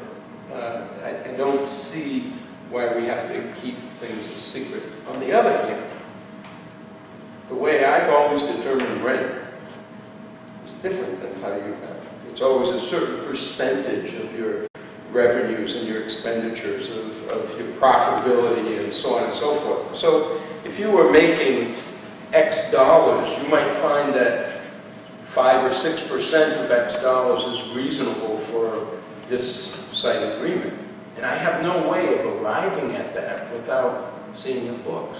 I mean, I probably won't be the one dealing with that, but knowing the value makes sense. That's how I come up with the value of that rental, of the site agreement, in my mind. So when you say ask Verizon, you think Verizon is going to give me the information that I need to know to come up with that? I mean, I don't think so. I agree. So Why should I have to? They don't. because we share a relationship here in a building. So that becomes important information in coming up with the value. I have no other way to determine value. And by saying, by shooting in the dark on this sort of thing and saying something like, oh, we're going to raise it by $2,000, that's acceptable. I don't know if the right number should be $30,000. You know what I'm saying? Whereas if I see your books, I can make an assessment personally, whether or not the board accepts it or not, what is a fair value to enter into this agreement. It makes sense to me. I don't know of any other way. Yeah, it's not making a lot of sense to me because it sounds to me like you want to make a formula as so many percentage of revenue or so much percentage of profit before taxes or some such thing as that. And I'm not prepared to make a formula or to sign on a formula like that because I'm afraid Chris is gonna end up at the end of the year with $1.20. And a percentage of that would be a whole lot less than the $1,200 a year that he's offering us in community services. It's nothing saying you have to come up with a formula, but to have the knowledge makes sense that you don't have to agree on a formula a priority at this point in time. But looking at the books to make sure that you're doing for the town what we should, as executors of the town, should be doing in safeguarding the town's financial interest. I need that information. I have no other way of knowing it. I mean, if Chris makes a healthy 10 or 20 or 30%, that's his business. I really don't care. But I'm supposed to make sure that I value that steeple correctly for that business. Yeah, That's my responsibility. That whole percentage deal, I mean, is totally But there are other ways the to number of do it. subscribers and that sort of thing. Give it to the finance committee, let them figure it out. I mean, there's so many ways to establish a fair rental agreement or a fair compensation for this. But without the books, you got nothing. You don't have a free market up there. You don't have all sorts of competition, people setting the market rate for that. That's my only concern, is that we get what the town needs to get for that. But I'm only one of three, so, you know, I mean, and I stated that in my memo, that was my concern. It didn't seem unreasonable that that should be there with the special relationship that Chris has with the town. From my perspective, the real value in this relationship is the service it provides to our citizens. That's the value in this whole thing, not as any kind of profit center for the town. You know, we're not in the business of having private businesses. I didn't say anything about profit. I said fair value. To me, the whole value, the entire fair value is providing service to the citizens, not monetary at all. Well, That's my perspective.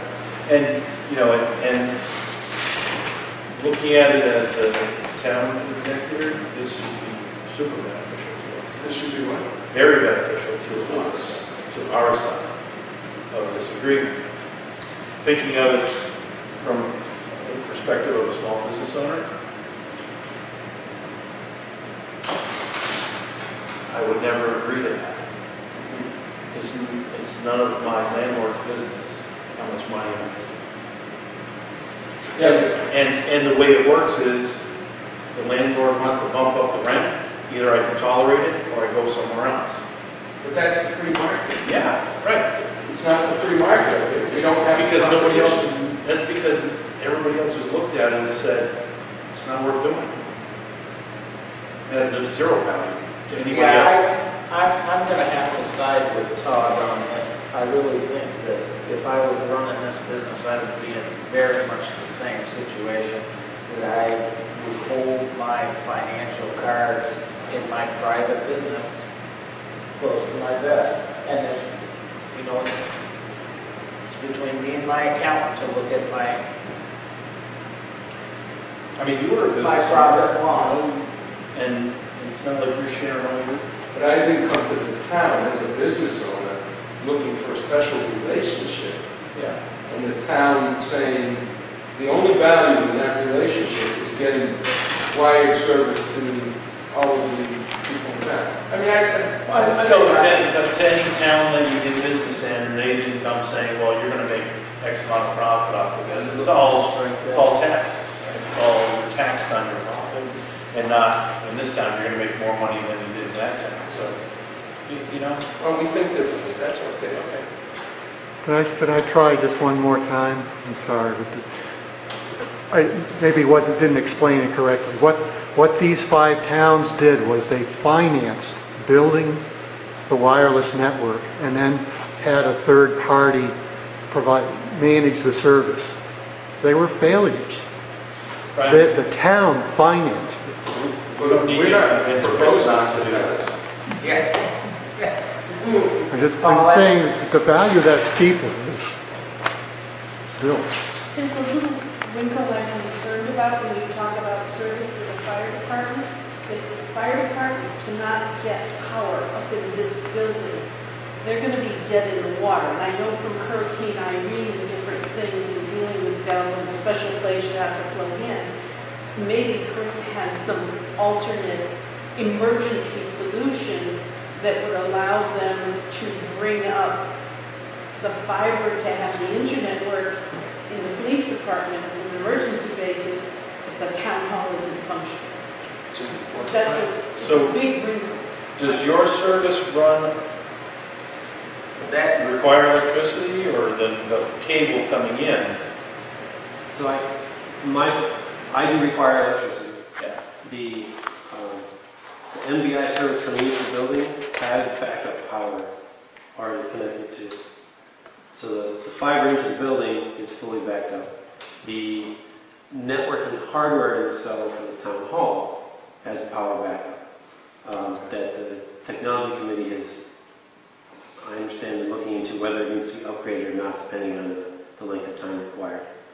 And then my system will have its own power backup, separate from those other power backups. And that's before they even hook up the generator. that's before they hook up the generator. That was my question, because they're all generator ready now. And if you get the phones onto the fiber, that's still good, the phones would work, because that'd be in real trouble with that. Yeah, the phones will be powered off of the, are we doing, I forget. Are we replacing, the original plan was to replace the handsets with things that were powered off the IP cable. I can't hear you, Brian. The original plan was to replace the handsets with ones that were powered off the IP cable. So it came out of the networking. I can't remember if we're still on that plan or not. I But think once the generator is running, that stuff's powered anyway.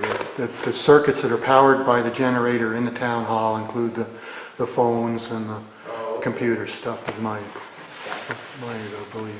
I'm going to make a motion that we strike that last of number 4, starting with after the initial term through the end. Second. Any other discussion that we haven't already heard? All those in favor say aye. Aye. We good to go now, Chris? Nay, anything else? I'm going to say no. But Chris, anything else on that section 4? no.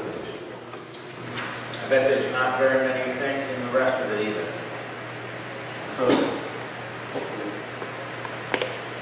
Section 5? I would just ask the 36 change to 72. It was town council originally put in 72, and all of the equipment that I have is tested to be FCC unlicensed Part 15, which means it's already tested not to interfere with anything. So in the event that something comes up, it's going to take some time to identify it. And by way of example, the DCR has a 10-day limit before, once they've identified interference, before it has to be corrected. The DCR? The Department of Conservation and Recreation, on their fire towers, when they allow somebody else on their fire tower, if there's been any interference identified, they have 10 days to correct it. So I think 3 days is better than a day and a half. Twice. More reasonable.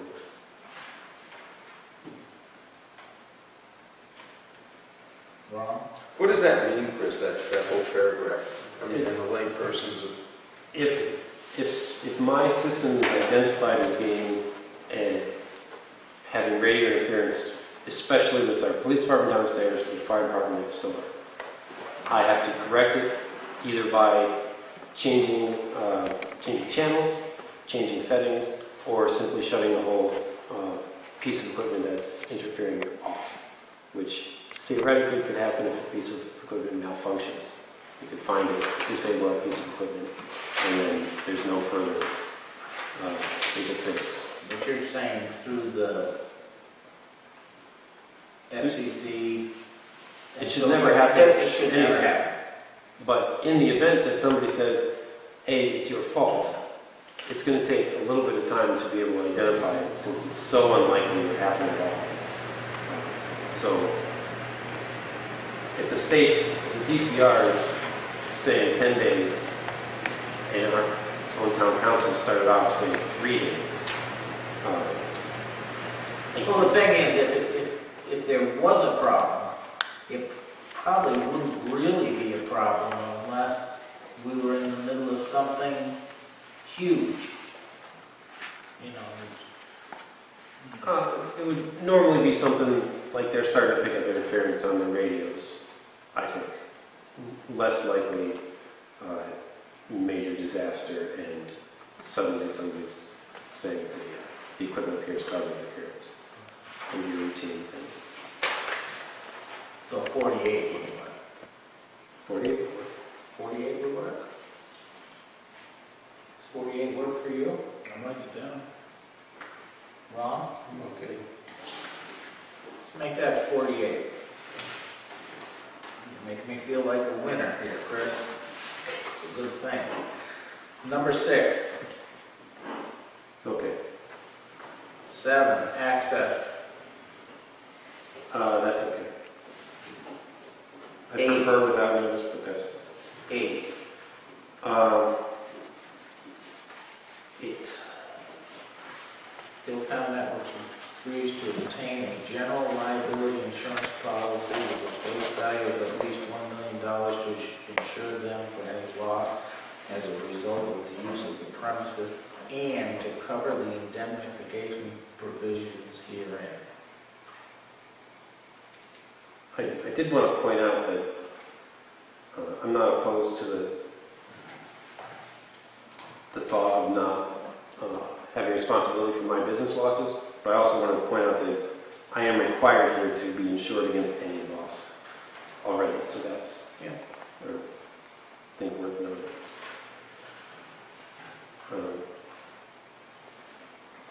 I'm interested in having the indemnification repeated in the opposite direction, but she struck that originally.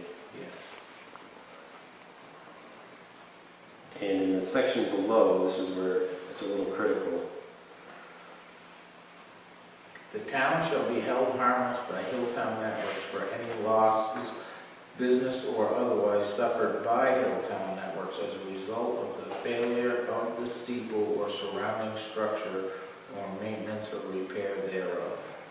If feasible, the town shall notify Hilltown Networks of any repair or maintenance work on the steeple or structure 60 days in advance or as soon as practical. So the changes I would suggest are removing maintenance or repair thereof, because that seems to give the town a green light to just go ahead and do anything that would disable the service without any repercussion. But then, How does it say that? As a result of the failure of the steeple or surrounding structure or maintenance or repair thereof. What you're thinking that Only the maybe somewhere in these extensions that the town is going to say, let's not maintain the steeple? no, only the maintenance or repair thereof. It says the town will be held harmless for any losses, business or otherwise, as a result of maintenance or repair. And I would prefer that I'm integrated into the maintenance and repair part of anything that would interfere with service, rather than stating the town doesn't have to do anything. Well, just by referring to maintenance and repair, that ties right into the next sentence that's saying that if we have to do some maintenance or repair on the steeple that's going to have anything to do with your network, that you're going to get at least 60 days notice unless it's something that needs to be done in a shorter period than that. Okay, so the next, with clarification, I'd be okay with that piece. But the next section, if feasible, I'd like to see if feasible removed and just have that next statement stand on its own. But effectively have any maintenance work that may interfere with my ability to provide service on the steeple or structure. And that 60 days in advance is just saying that the town will tell me, but I want the ability for Hilltown Networks to coordinate, to come up with a temporary solution to prevent or minimize any interruption in service. It might cost, but I want to be able to coordinate that. I don't just See, want. this is what I feel is what it says. I mean, we're giving you that notice. What I read here is the town is not responsible if maintenance causes any problems, and all they have to do is tell me 60 days in advance. Or if they don't know in advance, they don't even necessarily have to tell me. And that feels like that feels risky to me. So what if we removed the words "if feasible" and just started the sentence with "the town shall"? Because you don't always know. Well, that's why it says "or as soon as practicable." Yeah, it has a qualifier there already. You know, if we don't know 60 days in advance, if something breaks, if there's some catastrophic thing, we won't know. But if we know we're going to do some sort of maintenance or repair, we let you know 60 days in advance, and As long as we can keep at the end or as soon as practicable, I'm fine with it. That's okay. I just Let's do that. And then we'll put a check mark next to 8.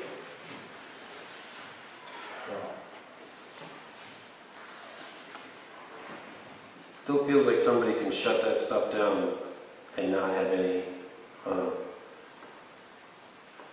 reason to even worry about it.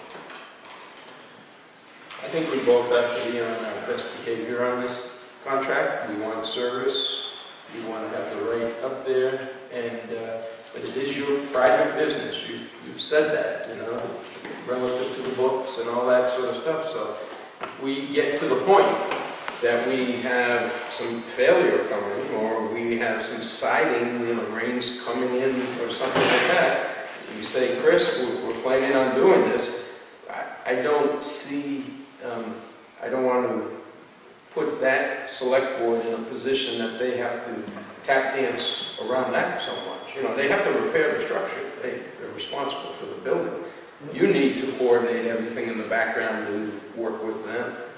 Can I be allowed to coordinate that? Well, of course. I mean, Well, why don't we put that as the last sentence then? That in this, somehow word it that in this 60-day time period, that you can coordinate,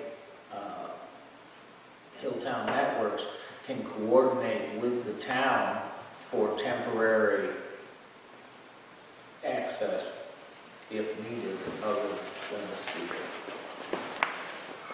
something like that. Something to that effect. Good faith effort.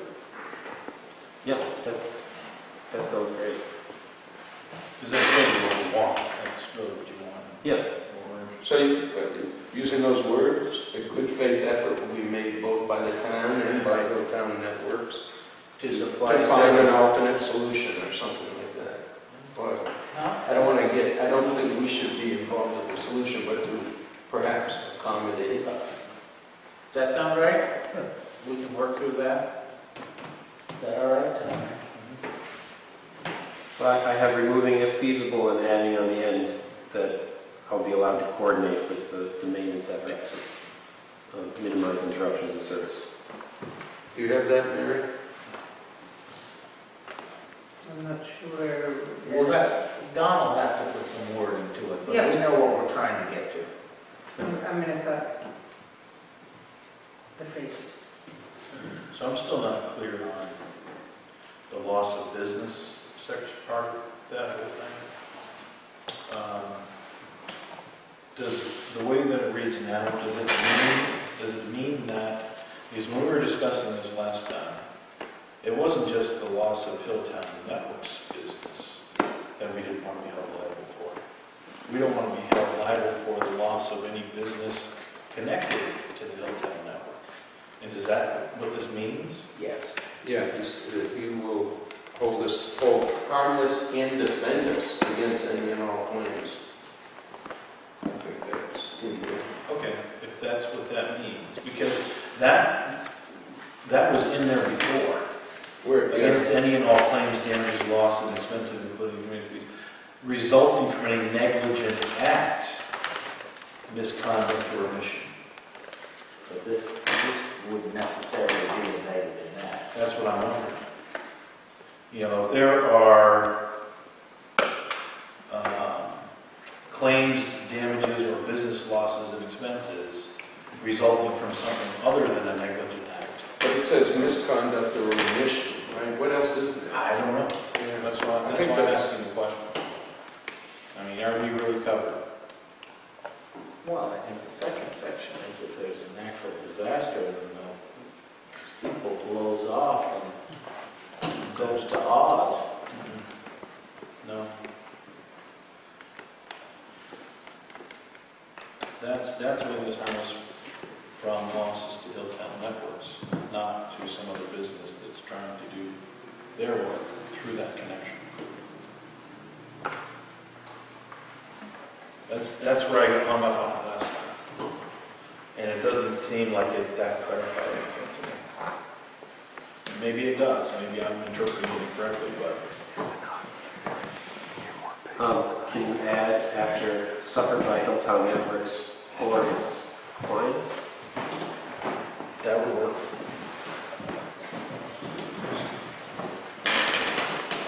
So that would have to be in your contract somewhere with your That's our clients, understanding. that they understand that they can't come after the town somehow, right? I mean, how else would, Well, they can go after any repeaters, any access point at all. So there are going to be many eventually. okay, And just like with Verizon, you can't go after Verizon for anything more than what you paid for service. And that's what the term of service. right, okay, all right. that So are makes we sense. adding to the end of that, or its clients? After Hilltown Networks, suffered by Hilltown Networks, comma, or clients. Yeah, that's fine with me, I mean, like I said, I don't know. It makes it Feels like clearer. It definitely does, yeah, makes me feel more Where fuzzy don't and you happy put that inside down? I'm just, about just this. omission. Suffered by Hilltown Networks. Okay. That's where you had that, Yep, right here. right there, yeah. You got it? Hang on. Top.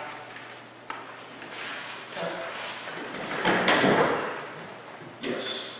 That makes us good on 8, those changes? Yeah, for me. 9 is good?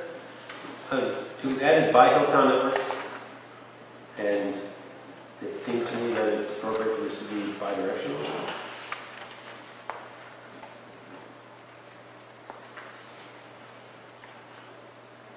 Yeah, I mean, I think it was, the town networks originally intended. And/or the town of Ashfield, or and/or the town? No. Because this is talking about a breach, right? It's not I mean, that could be a separate clause under termination, either party may agree to, mutually the two parties can agree to terminate the Right. contract. But Right. what we're saying, if there's a breach, that it shall terminate upon the breach of any of the covenants contained herein. I don't see Yeah, that. because I said that in that group, for the breach to add 30 days. Okay. That's, if there was a problem with it, there's 30 days to correct it. It's not, a problem on Thursday that doesn't, Right. Which I agree with completely. But this was originally, it didn't say Hilltown Networks twice in here, it only had at the end, if I was to fail to comply with federal or with various laws.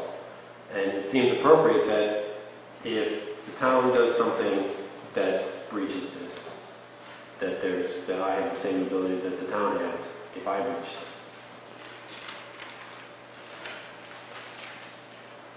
For example, if the town puts somebody else up on the tower in a frequency range that is listed here. But we say we won't, right? You say, You have exclusive use. You say that. But that's protected by the agreement. Then why do we need a termination agreement that says if there's any breach? Because it says, you have all these other terms in here about non-discrimination, violation of laws, all these different things. I mean, you can't hold us to that standard. I mean, this is a contract being written, or an agreement being written saying how you will perform up there. It's not you holding the town to perform. Are you going to say if we discriminate, we have some issue in the town hall, that you have the right to pull the That's plug? not actually, I don't think so. I don't want to nitpick the example, but Hilltown Networks shall not discriminate. Therefore, that clause can only be violated by me. But there are other things in here, like the access, the exclusive use, the premises. There are a bunch of things in here that the town is agreeing to, that the town really should stand on. I don't have a problem with it being bi-directional, except that I think knowing how town government works, we need at least 180 days, not 30 days to correct it.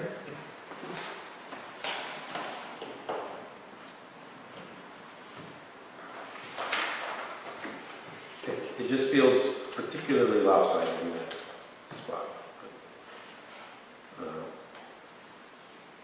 just think making it bi-directional is going to make it clumsy and cumbersome, because there isn't a hell of a lot we can do in 30 days.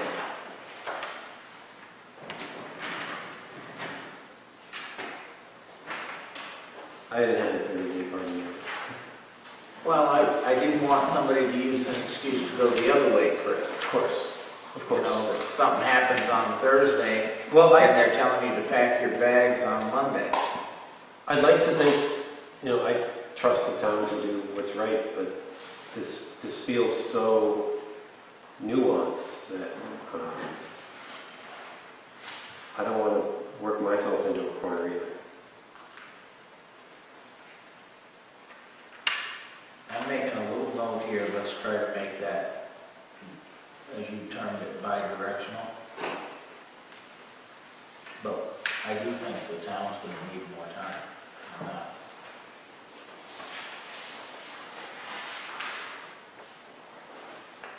I don't think, And I don't think the town's going to do so. But in the same token, I'm not going to do anything.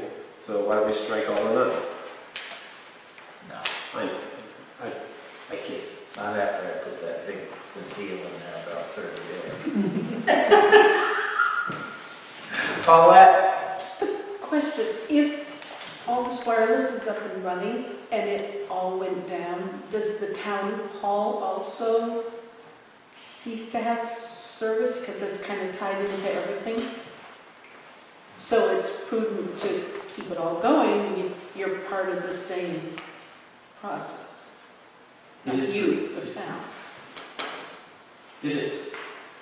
Right, so if something were to happen and it's not functioning, town doesn't have phones, town doesn't have internet, fire department doesn't have phones, fire department doesn't have internet, it's all tied together. I see. Yeah, so there's an incentive anyway. Yes. Without a contract. I see. Mine's okay. Mine's okay. Just says to call the town council, thank you. Number 10.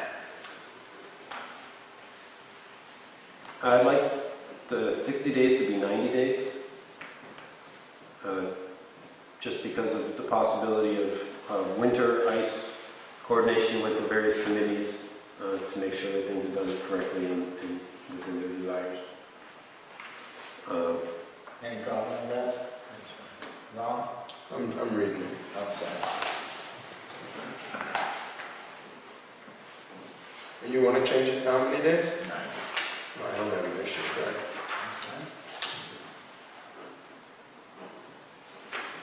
So is that 10 is good? The bond. I reviewed 8 contracts, 7 of which were wireless internet contracts for putting up access points on municipal buildings or private buildings, and one cellular contract putting up cell antennas on a municipal tower. None of them had a bond, and none of them required anything like a first and last month's rent or anything of that nature. But it was common to name the town or the owner as insured on the insurance policy. And then the insurance policy covers the town in the event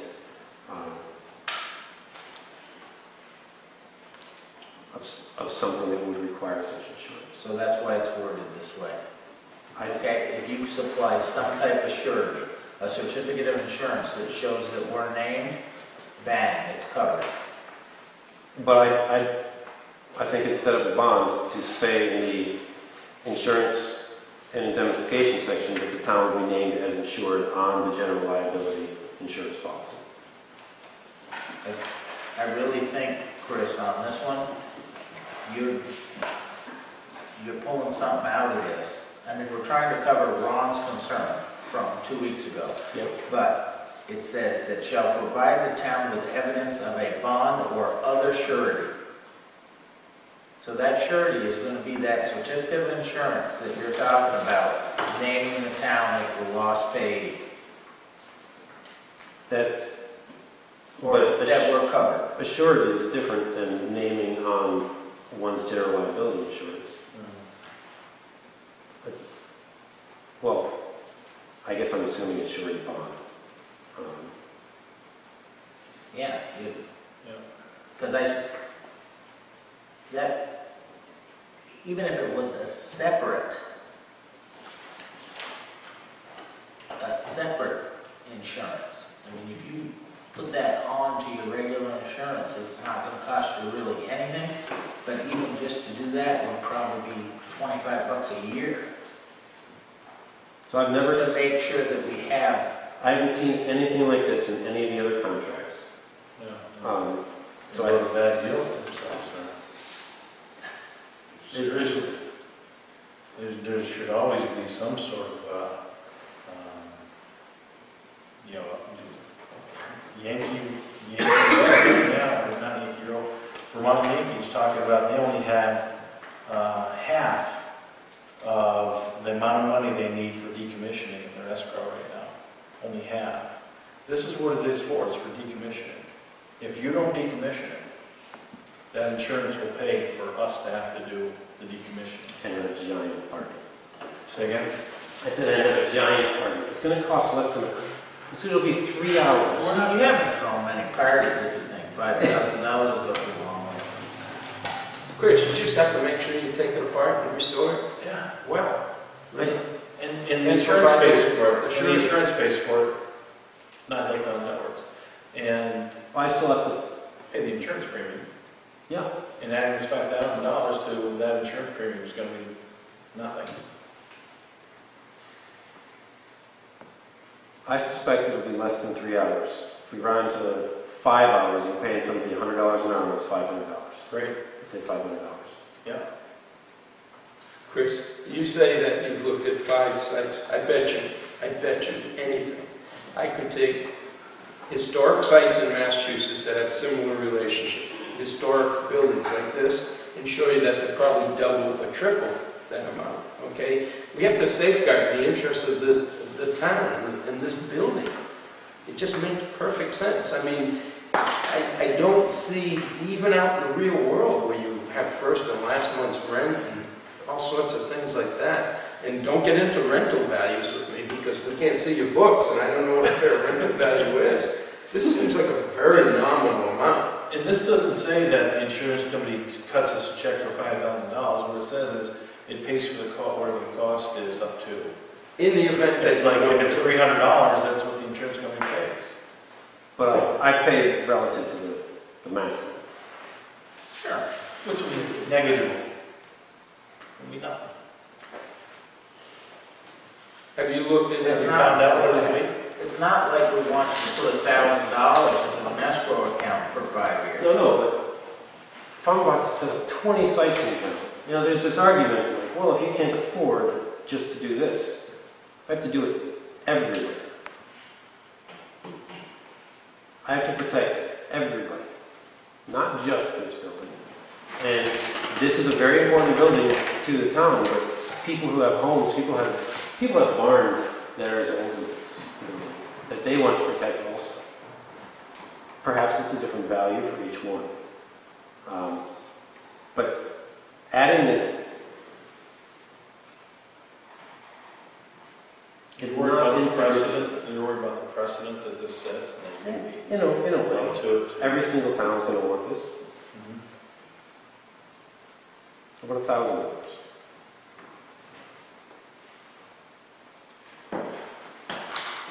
You said you investigated this, what does it really boil down to in dollars and cents? If you don't mind sharing that. I really know. Okay. Perhaps, I really think it should be $5,000. perhaps this could be, perhaps the number could be reviewed by the building committee, since they would know best what it would actually cost. Perhaps they think it's more, perhaps they think it's less. Perhaps it'd be done by volunteers for nothing, but we don't know until it happens.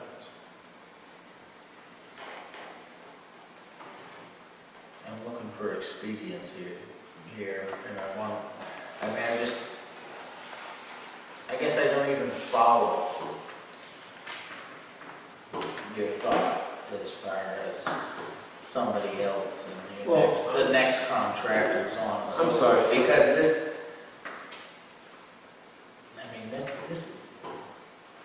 you can tell the next one down the line, that you had to do business with a committee. Committee's a huge pain in the ass. Perhaps it was a poor example, it wasn't, the point is, a little expense. You're working with a $4 million budget, but that doesn't mean you have $4 million to spend. You have to work with every little piece. Adding a surety bond, or some form of surety that I have to pay for is an additional expense. I'm trying to keep all of my costs reasonable so I can provide a fantastic service at a good price to the people of this town. And every additional thing on top of that comes out of their pocket. And I don't think this is a reasonable thing for me to, I don't necessarily have to go to each customer and say, oh, by the way, this additional cost is because of this thing. But in reality, each cost here gets passed on.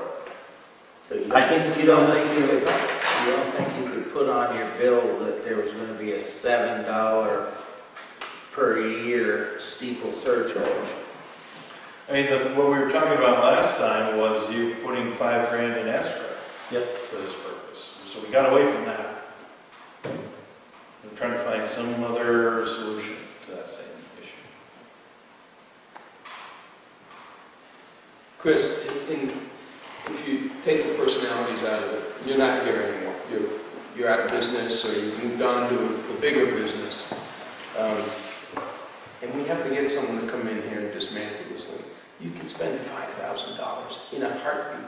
Yeah, you're looking at the practical sweat equity way of doing it, but if you have to go out to bid, or even if you don't have to go out to bid, to get someone to come in here and restore this to the way that the Historical Commission might want it restored, it's going to take some time, and $5,000 isn't a lot of And money. if the town contracts somebody, we have to pay state prevailing wages, which are a lot more than you can hire just a contractor to come in and do things. If I default, can I get $5,000 for taking it down? If you're on state contract, they hire you to do it. Let's put a check mark next to it. Get this deal done. I've been wanting this to be done for over 11 months now, and I'm happy to get it close. Yeah, let's But pass that on to you. I think it's frustrating to have things added with this. Can we change the amount?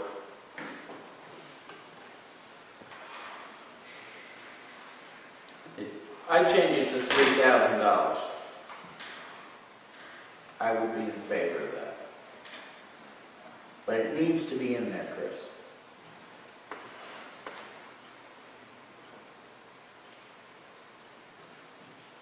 So Tom just volunteered to help take the stuff down. If it comes to that, because we're not finding anybody for $3,000. Yeah, I'll hold the bottom of the ladder for $3,000, he's gotta go up. That would be worth the price of admission. For me to go up there, I'm telling you, it ain't happening. I mean, I feel like we should go up there and look at them, the Yeah, mock-ups that are there and say, Well, I'm not working on those kind of feelings, Chris. I know Brian had told us last year that what's up there for hangers and so forth is next to nothing. Nylon straps. This is something I thought of after the last meeting, is another approach to this possibly, and that is get the technology committee to evaluate the salvage value of the equipment up there, and the building committee to estimate what it would take to remove that. And if the salvage value isn't at least 2 or 3 times what the removal and restoration expense is estimated to be, then he has to come up with. Well, that's more complicated than Ron's formula for rent. Well, I Because guess by the time I'm you pretty get the sure equipment that's up there, him having no expense and a realistic view of the situation. Devil is in the details. Always comes down to that. This equipment is not cheap. $3,000, Chris? Let's move on. We would be negligent in our duty to the town if we didn't require some sort of a decommissioning situation. There's got to be some way that we can protect the town.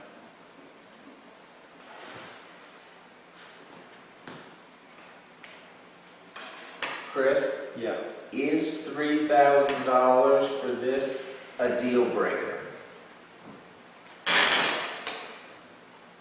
It's now 9:54.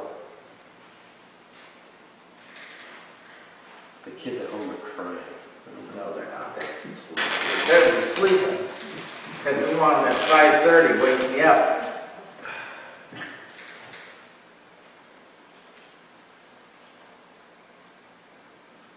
It's not a deal breaker. I disagree with the assessment. I don't think that it needs to be in there. I don't think that it needs to be that much. But I'll go ahead and agree to it.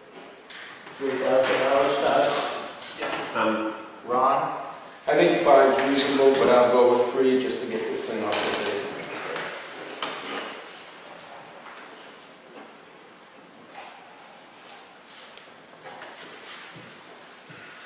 Any problem with 11, 12, or 13?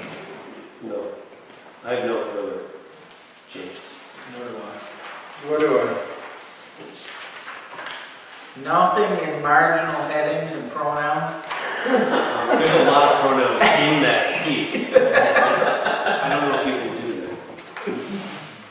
Violation of law, non-discrimination, governing law, venue, jurisdiction, severability.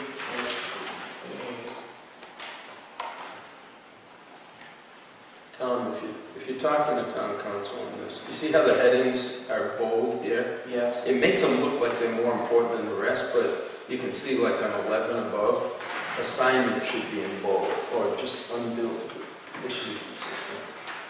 You know what I'm saying? All the headings are bold from point Yeah. 12 on, and either all bold, or, You got that, Mayor? and the same with italicized, like she has the first ones italicized. So we all have an understanding of the changes that we've talked Yeah. about? I've been making notes for a while. Is there a motion to direct when the changes are made, to Yeah. direct the chair? Yeah, I move that the chair, that we agree to authorize the chair to sign the agreement with the understanding that the amendments that we spoke of this evening will be taken care of in the final contract. I'll second it, but I have a question. Okay. And motion made and seconded. Further discussion? Yeah, wasn't there one that we were out there on a little bit? The phrasing on the good faith The effort good faith to coordinate. effort. will be made to accommodate one another. Yeah. Should we just write that down there? Yeah, I did that. Mary has all. Okay. So long as all that is, and then the bi-directional was a question mark, right? No, we took that out. It's gone. So number 9 is no longer bi-directional. Check. Okay.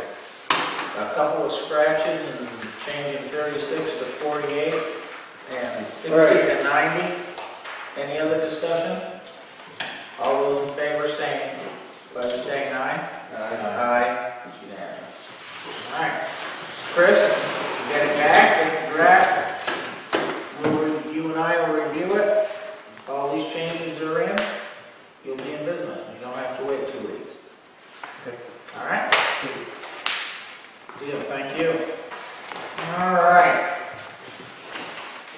I kept poor Nancy here to talk about sidewalks.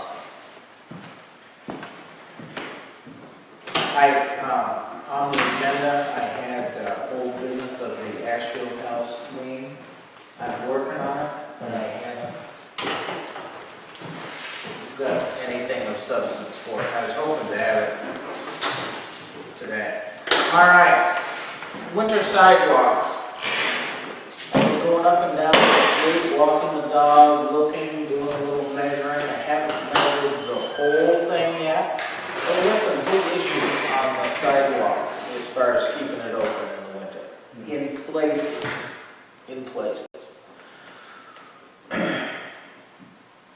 My recommendation, I have a couple of different recommendations.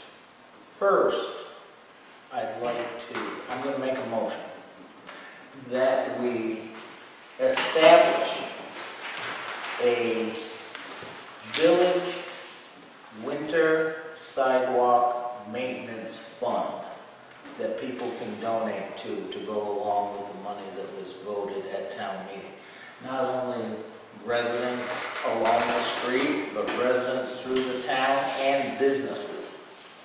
Because the $5,000 that we have appropriated isn't going to cut it, and we knew that going in.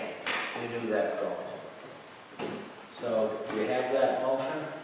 To establish village sidewalk winter maintenance fund? I'll second that.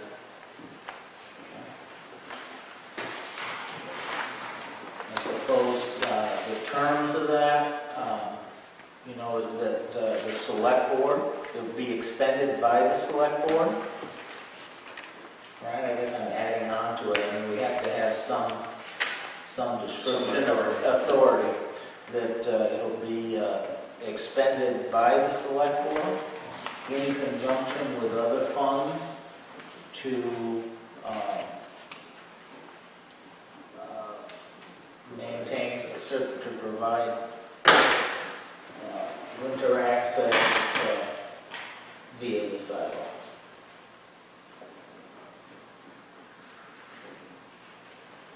Do I have to add that, the balance should never exceed $1 million?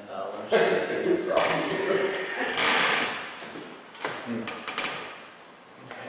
Going to second. I agree. Any questions?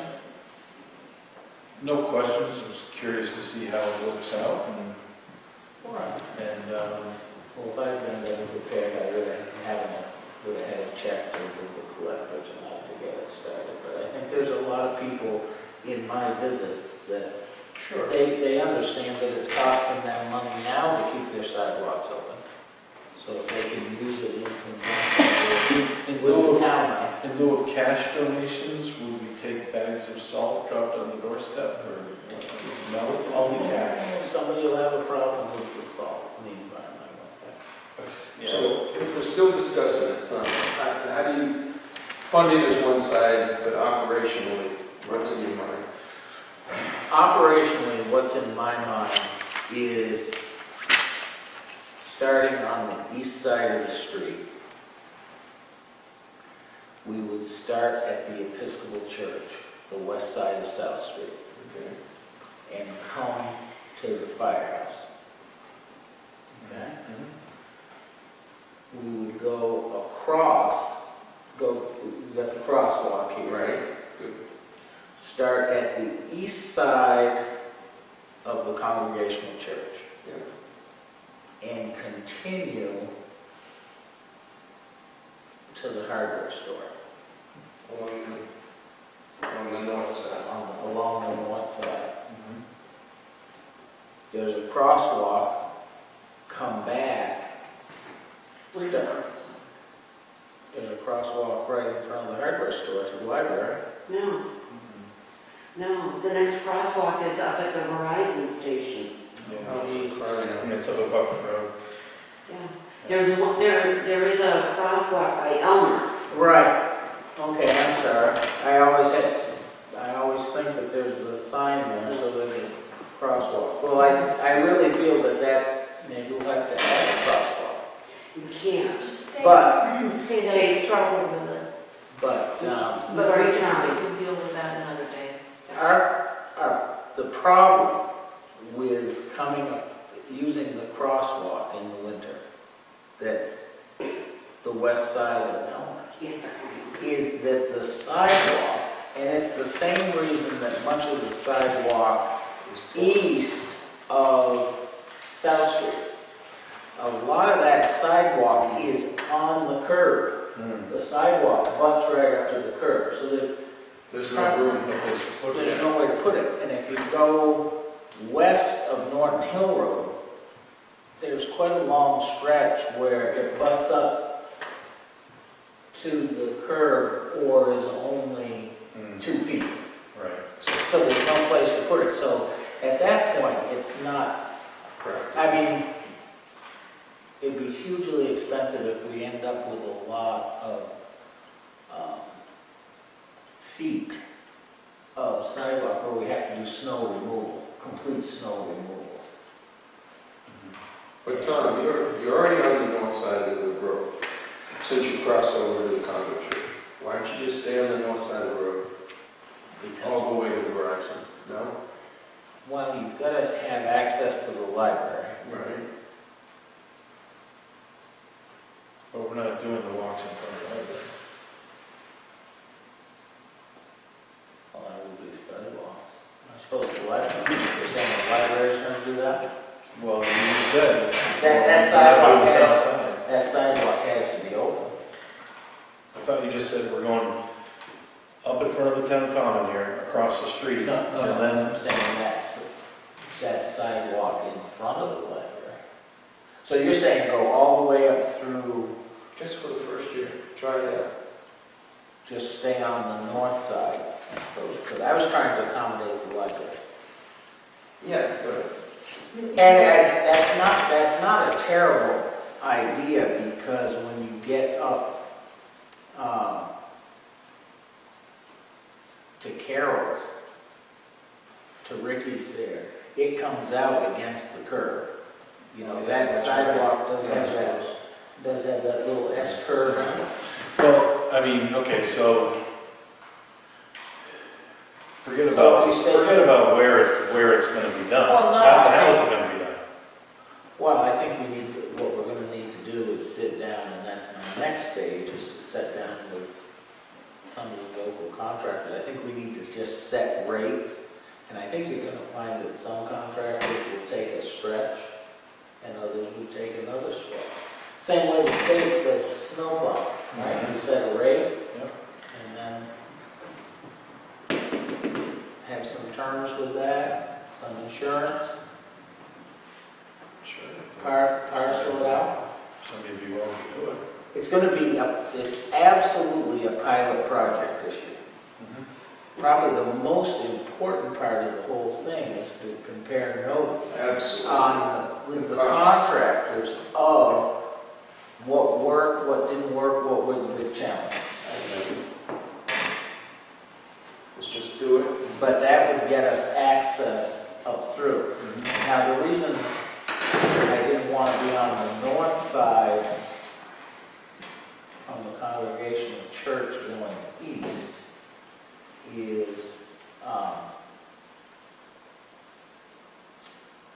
it would be a big job to keep the sidewalk clean from the big snow banks at Dodson and at the historic Historical Society, because they push that snow out big time, and there's really no place to put it for them except.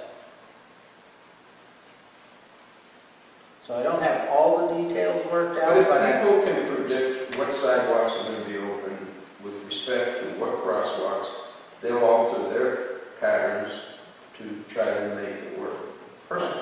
So anything's worth a try, because right now, it's, town meeting was pretty much, there weren't too many no votes. that's right. There weren't And I think It's setting not up a the big fund is a budget good for idea. this year, so It's not good, we're gonna try to make something work. but it's like I said, a pilot project, and the biggest part is to try to make it work. So you'll be able to navigate sidewalks from South Street to the post office. So, because you're talking about, instead of stopping from Harbor Store, going all the way to Buckland Road? Yeah.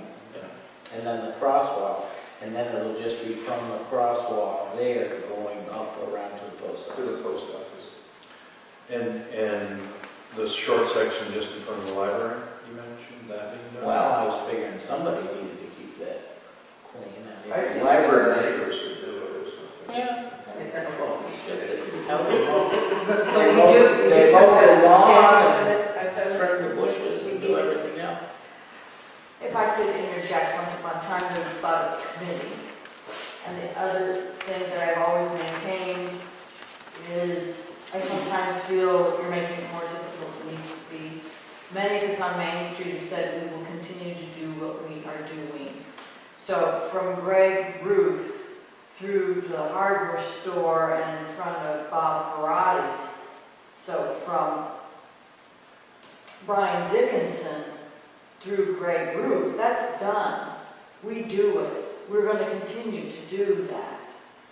So you don't need to put that in your contract of that being, put that money on the library side, that's public. Well, see, I think there's an issue with that.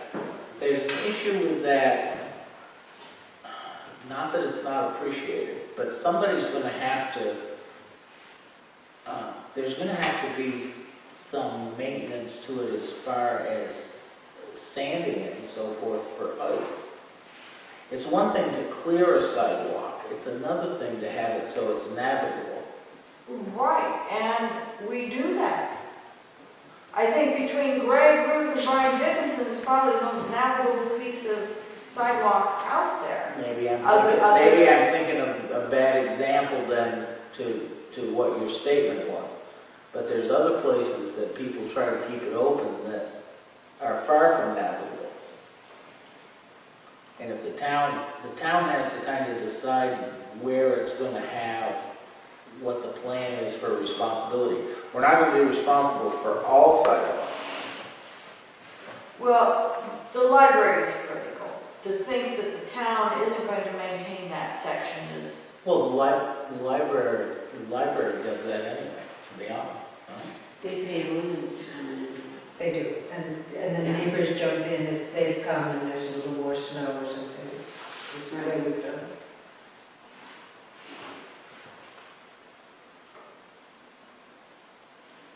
I just know how fast this would go along if there was a committee.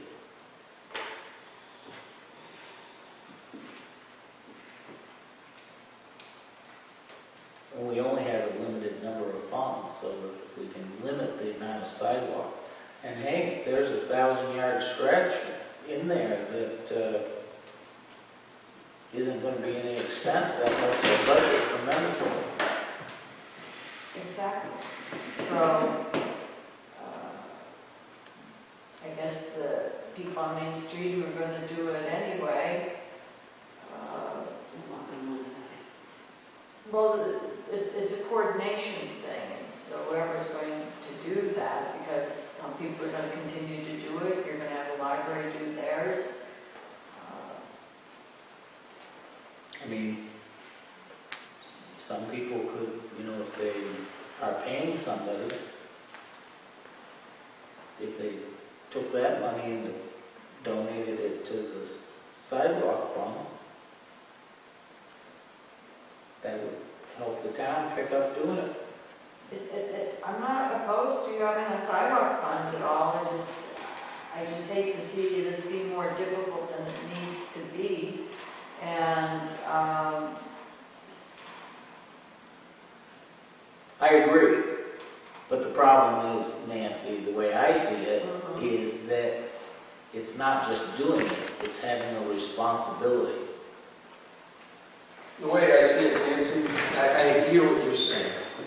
But if you're out there and you're shoveling your sidewalk before contractor A comes up there with their snow blower, whatever, right, then you've saved them hours, and then the town will benefit from that. And right. but if you're away for the weekend and it snows, it'll still get done. So that the reliable access becomes important. I really think so. And anything that people can do to help will just cut back on the hours and the effort. Just by the nature of it. I don't see it necessarily being a thing that every snowstorm you get this amount to some contractor. Hopefully it's based on hours. And Right. if people make the task easier, it's less time.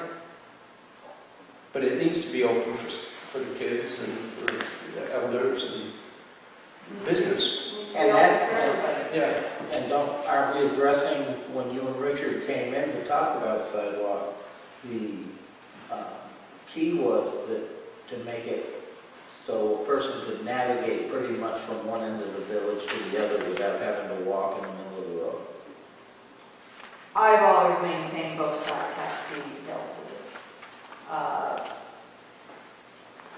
If you don't want both sides dealt with, you don't want both sides dealt with. There are some areas that are difficult because of where you put the snow. And then the other one is out here between Elmer's and the house here and the town hall. This is a bad spot too.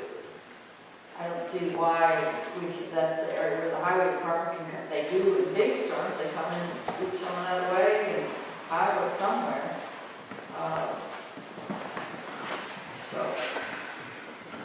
For the first year, I'm getting to see where it is. I just hate seeing something that's only done halfway, and then we all get complacent saying halfway's okay. Good point. I don't know, But I think that's what we're prepared to do, because we have no idea how much money it's actually gonna cost, or we don't have. Yeah, I mean, we have no budget for it this year. Well, we have that $5,000, but we have no track record on what the actual cost will be. Right. I mean, when this was all discussed in town meeting, I think there was a pretty, I felt a clear sentiment that we didn't want to go the route of some other municipalities where, you know, we made a bylaw that required people to shovel the walk right. It was a clear indication that people didn't want that. And I'm willing to try anything to, you know, in this year, try this and see what happens. But I've always thought internally that ultimate solution is to have a piece of equipment that the highway department runs up and down both sides and clears it out. And snow blows it into the back of a dump truck. This is just the first year. We need data. I'm saying it's long term. I think this is going to be something that ends up getting there, but that's just my thought, and I'm willing to try anything else before that we get to that point. First step in the long journey. Yep. I disagree on the highway department. I think it's something to be contracted out. You have people in town who have this kind of equipment. The town doesn't need to invest in that kind of equipment and then start saying they need to hire that person and blah, blah, blah. Okay. But we can differ on that. Well, I appreciate the fact, Tom, that you're looking at making breakthroughs in the snow piles for the crosswalks. Because it is hard if you wanted to walk from the town hall up to the hardware store and not be in the middle of the street. You know, you're climbing over stuff to get there. No, that's true. Yeah. It's a dangerous situation. So, Tom, following up operationally, $5,000 budget, we have a fund set up, select board's in charge of it, and it snows. How do we set up some open-ended contracts and just try it that way? Pick a few contracts. 3 inches of snow? Let's get together with a couple of the contractors. I mean, Mike Skalsky, you know, he was here, he showed an interest in working on some of that. I mean, he's been doing some of it anyway.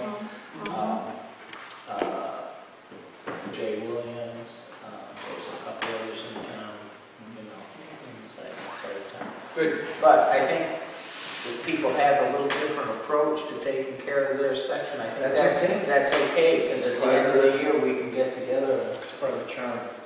part of the charm. Well, that's, Betty? I've thought since the very day the sidewalks were put in, if you put in sidewalks, you should plow them and maintain them into winter. That is the most dangerous time of the year to be walking on the sidewalk. But I've been walking it. I walked this whole town. Because in the winter, there's no sense in bringing my car down to the water district or here to the town hall. It's foolish. But the other point about contractors, we have a contractor who plows out the hydrants. It's never an issue. They know because they've got other jobs. They know it snowed 4 inches, they know whether it snowed 6 inches, and they know how much time it's going to take them. And it's never been a problem that we thought that we were getting ripped off. In fact, I think it's the other way around, that they're, cutting some off just because they're providing a service, because they know the fire hydrants are a public service.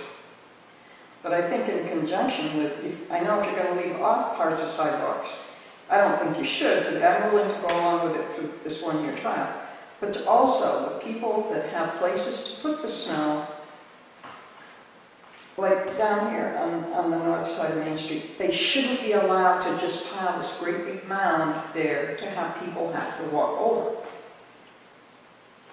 And especially seeing a couple of those yards have places to push it back into their own yard. They shouldn't be plowing it out to the road and have it somebody else's problem. Well, I really think that probably would be what will come out of this, if you want to call it phase 1 or pilot project or whatever, is there would probably have to be some regulations, just the same as the regulations the select board has that you can't plow your driveways out into the road and just leave it there. Yeah. But who knows exactly what those are going to Yeah. be right now, and how they should be worded, and who's going to enforce it. The nice thing about that, not plowing your driveway out in the middle of the road and leave it there, that's enforced by the highway superintendent. I'll be willing to write out tickets to people who leave great big mounds for people to walk. We'll keep it in mind. Well, it's when the roads are plowed, a lot of that goes up onto the sidewalk. All right, so that's what I had. But that's just something you're going to have to We'll do. get, Right. we'll put it on the agenda again, we'll get some more information together, maybe get the, Did I miss the vote?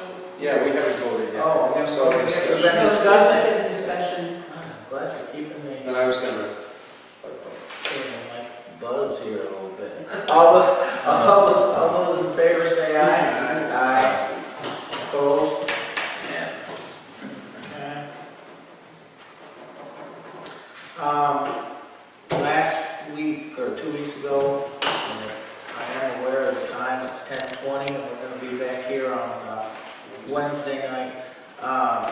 We had a discussion about, and you got the job descriptions of executive administrator and the town administrator discussion. I didn't really prepare a lot for that, but what I do have in 2 weeks, November 3rd? Did you say first? November? Well, we meet No. November 3rd. November 3rd, we meet November 3rd. And that is, what I thought would be helpful is some of the people that were in administration, that were on the select board, that were part of originally deciding to go to a town administrator before we backed up to this executive administrator position that we have now. I was going to have them come in for a discussion and give us some background. Instead of thinking that we have to go back to a search, a committee to decide if we really need one, let's just tap on the that. select board members are talking about. Yeah. Susan Todd, Don Robinson, Rick Chandler, all the people that were important in that decision-making process. Do you think that should be, we have Dan Butcher coming on the 3rd, last I checked. So that's gonna be like an hour, 7 to 8. Right. So This sounds like a big deal, this. I was going to have them come, I was figuring on them coming in at 8 o'clock. You don't think a meeting just for that purpose would be appropriate? Depending on what else is on the agenda.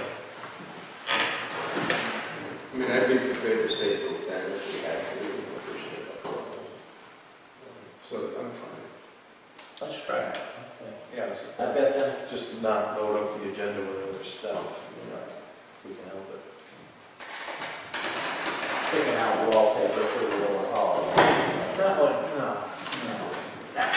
Paint colors go a little bit faster. Paint colors.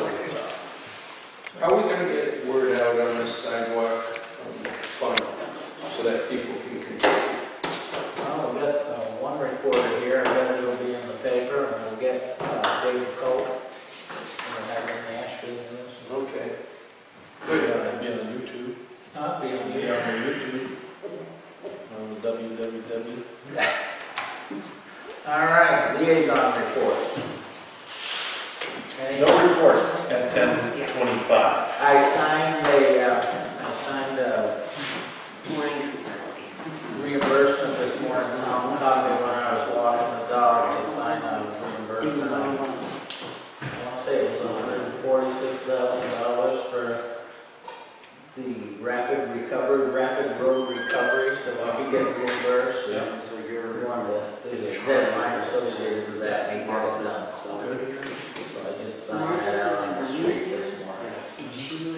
The only thing I have to say, I think I sent you guys copies of the, we're finally completed on the And very appropriate comments. Red Cross. We close that chapter. We got that over. So it's in the registry of deeds, and your PDFs, if you ever wanted to find that document, has a little stamp up there, you can go on the page. So I put the plan in the top drawer over there, and the actual agreement is in the both are in the registry, so it's not so important that you get lost either. And that So was, it's done, basically. that was one of the things after town meeting, we said we wanted to make sure we got done, so that's fine. It's always nice to check one off. I don't have any other reports. Mail. We handed you this envelope from Kinder Morgan. Yep, you each got It looks like it's been through the, Yeah, mine. They must have, I didn't pick up the mail, my assumption. everybody got a copy of this? There was a lot of stuff in the mailbox and more got jammed in. Notification of their hearings They decided to pull out. That was sense. because of Ashfield. Maybe you'll get it tomorrow. Well, it came to me as vice chair. As chair. On behalf of Tennessee Gas Pipeline, as it relates to Northeast Energy Project, this court brief project.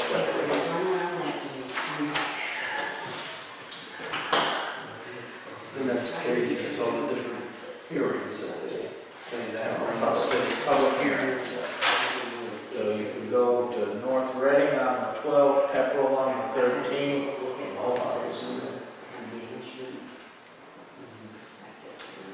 December 10th, Shelburne, Mass, Mohawk Trail Regional High School. Okay.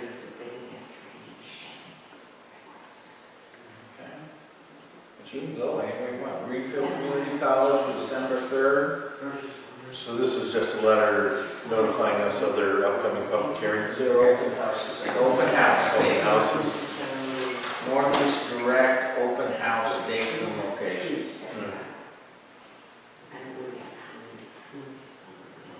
Ashburn.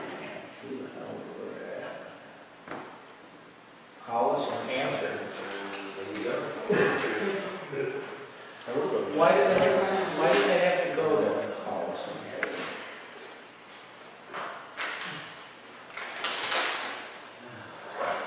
Okay, so that was it. Anything else, Mary?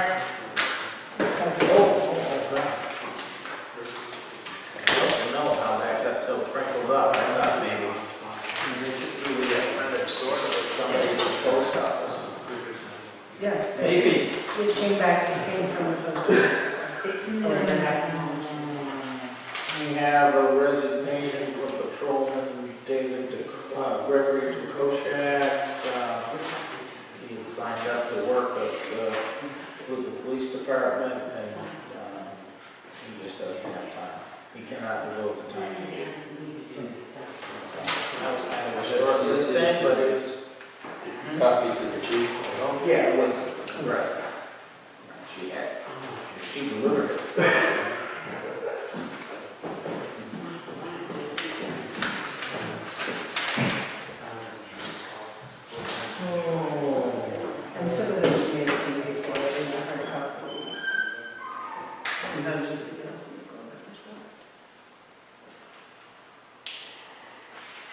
Okay, since the Attorney General loves it when I read things, for the record, this is dated October 10th. It's our copy that was sent to Ms. Lukart from the Attorney General's office. We understand that on September 8th, you filed a complaint with the Ashfield Select Board alleging a violation of open meeting law. The public body is required to notify our office of the complaint and any remedial action taken to address the complaint. Our office received notification and a response from the board on September 26th. Under the open meeting law, a complaint is right for review by our office when the complainant files a copy of the initial complaint with the Division of Open Government, provided that at least 30 days have passed since that complaint was filed with the public body. Our office currently has no record of a complaint filed by you in this matter. Accordingly, we will presume that the action taken by the public body was sufficient and will close this file unless we receive a request for further review by this office and a copy of the initial complaint by Monday, December 7th. So there's time. All right, next one is from the DEP. Oh, you gotta watch out when it starts off saying, congratulations. It is my pleasure to inform you that the Mass DEP has awarded the town of Ashfield a Sustainable Materials Recovery Program municipal grant. The town of Ashfield will receive up to $500 for a targeted small-scale initiative. Up to $500. The Sustainable Materials Recovery Program was created in the Green Communities Act, which directs a portion of proceeds from the sale of waste energy certificates to recycling program. Brian, you get this already? You had no idea? I haven't seen it. First I've heard of it. Yeah, it just came in today. Just came in today. Waste for the proceeds from the sale of waste energy certificates to recycling programs approved by Mass DEP. Provide services for recycling, composting, reuse. With $3.8 million in requested funds, the evaluation and award process was extremely competitive. $3.8 million, and we get up to $500. The terms and conditions of your grant are outlined in the attached documents, which contains key dates and deadlines. It was CC'd to Mr. Tom Poisson, DPW Superintendent. So we'll see how that works out. Maybe that will help pay for the extra attendant. It's typical state reporting requirements. It'll cost more than $500 just to do the reporting on the $500. Probably cost them more than the grant to write that nice letter saying congratulations. All right, next one. When did this come in? This is dated October 15th, so this must have just come in. It's from the Secretary of State, Commonwealth of Massachusetts, William Francis Galvin, Secretary of the Commonwealth, Public Records Division. This was copied to Mary. It is to Suzanne Corbett. Holy cow, they made a mistake, huh? We should file a complaint on them. To have it Mr. Suzanne M. Corbett. It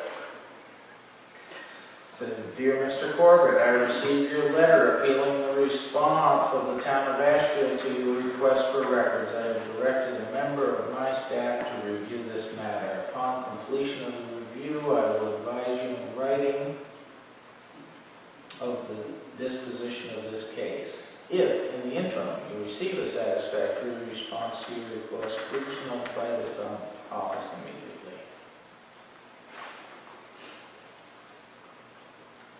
So we don't have the letter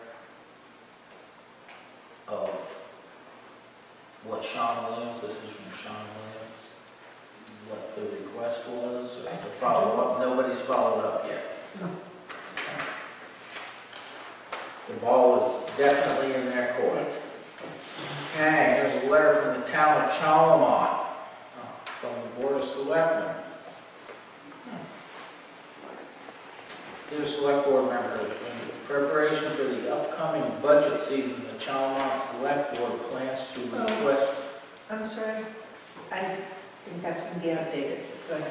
this one here, plans to request a meeting with the Mohawk Trail Regional School District School Committee. Our hope is that this meeting will provide an opportunity for the school committee and the town to begin, this was dated September 29th, for the school committee to begin an open exchange about budget needs and constraints in a timely way, so that we can incorporate that information into our respective budget planning processes. We believe that this meeting will be most effective if it also involves select board and finance reps from other towns. Would you be interested in joining us in such a meeting? If so, please let us know by Thursday, October 9th, or that ship has sailed. Right, so what we could do is, if you have an interest, I could just follow up, see if anything came out of that. If you have an interest in Well, it sounds like, going forward. sounds like what we already do. Don't we speak to our school committee and We have a pretty active process. I mean, it's hard for them to even know what they're, when they haven't really started their budget process. Of all the towns, it seems, of all the school districts, it seems like Mohawk gets pretty well publicized every time they make a decision on, David and Ted, I don't know which meeting they're well, it's outdated at this point anyway, but maybe we can find out if they did have a meeting, what the outcome Perhaps you is. know that they were doing that, and if you want me just to recall, say, without the letter, and find out if there's anything that has come out of that meeting. You know, our second meeting in November, it would be a bad thing to have at least one of the school committee members show up. If they are available, just to give us a warm up to what's going on. Do you have any problem with that? Not at all.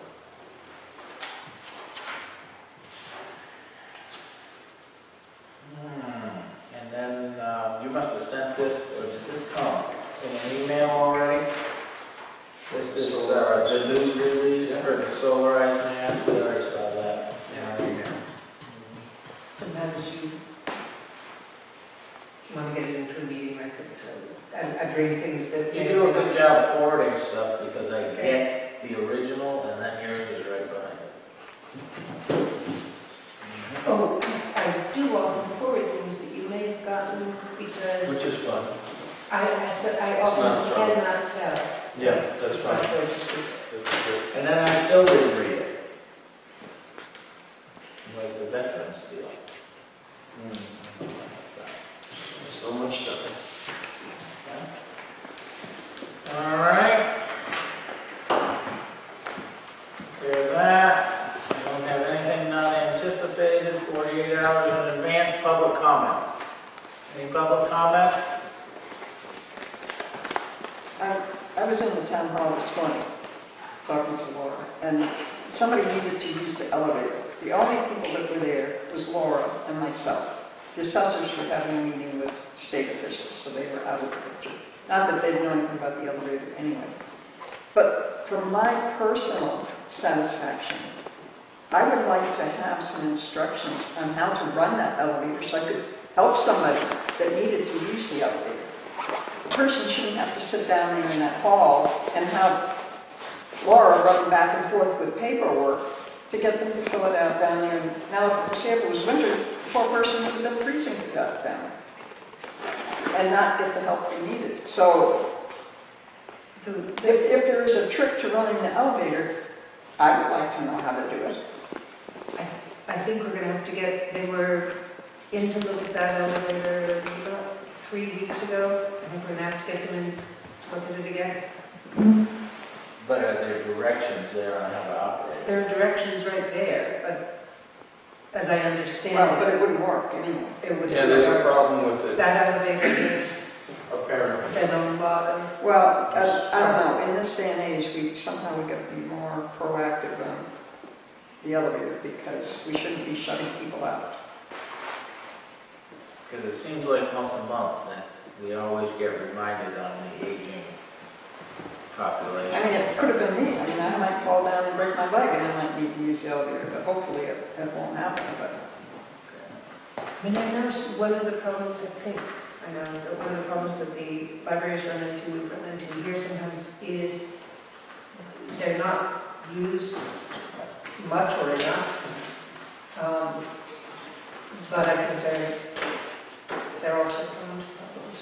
And so often it'll work and you don't know till you're going to use it. We really have a little more sophisticated, if you can believe it or not. We have at Cummington Fairgrounds and Exhibit Hall. There's really more sophisticated elevator than that. And there's always a problem with it because it's only used 4 days out of the year. So we should have an elevator ride once a day, just to keep it working. Well, over there, I tell them it's the only free ride on the fair. It doesn't work all the time. It doesn't work out. All right. Just quick, it did occur to me when Dell was saying he had increased calls, the aging population.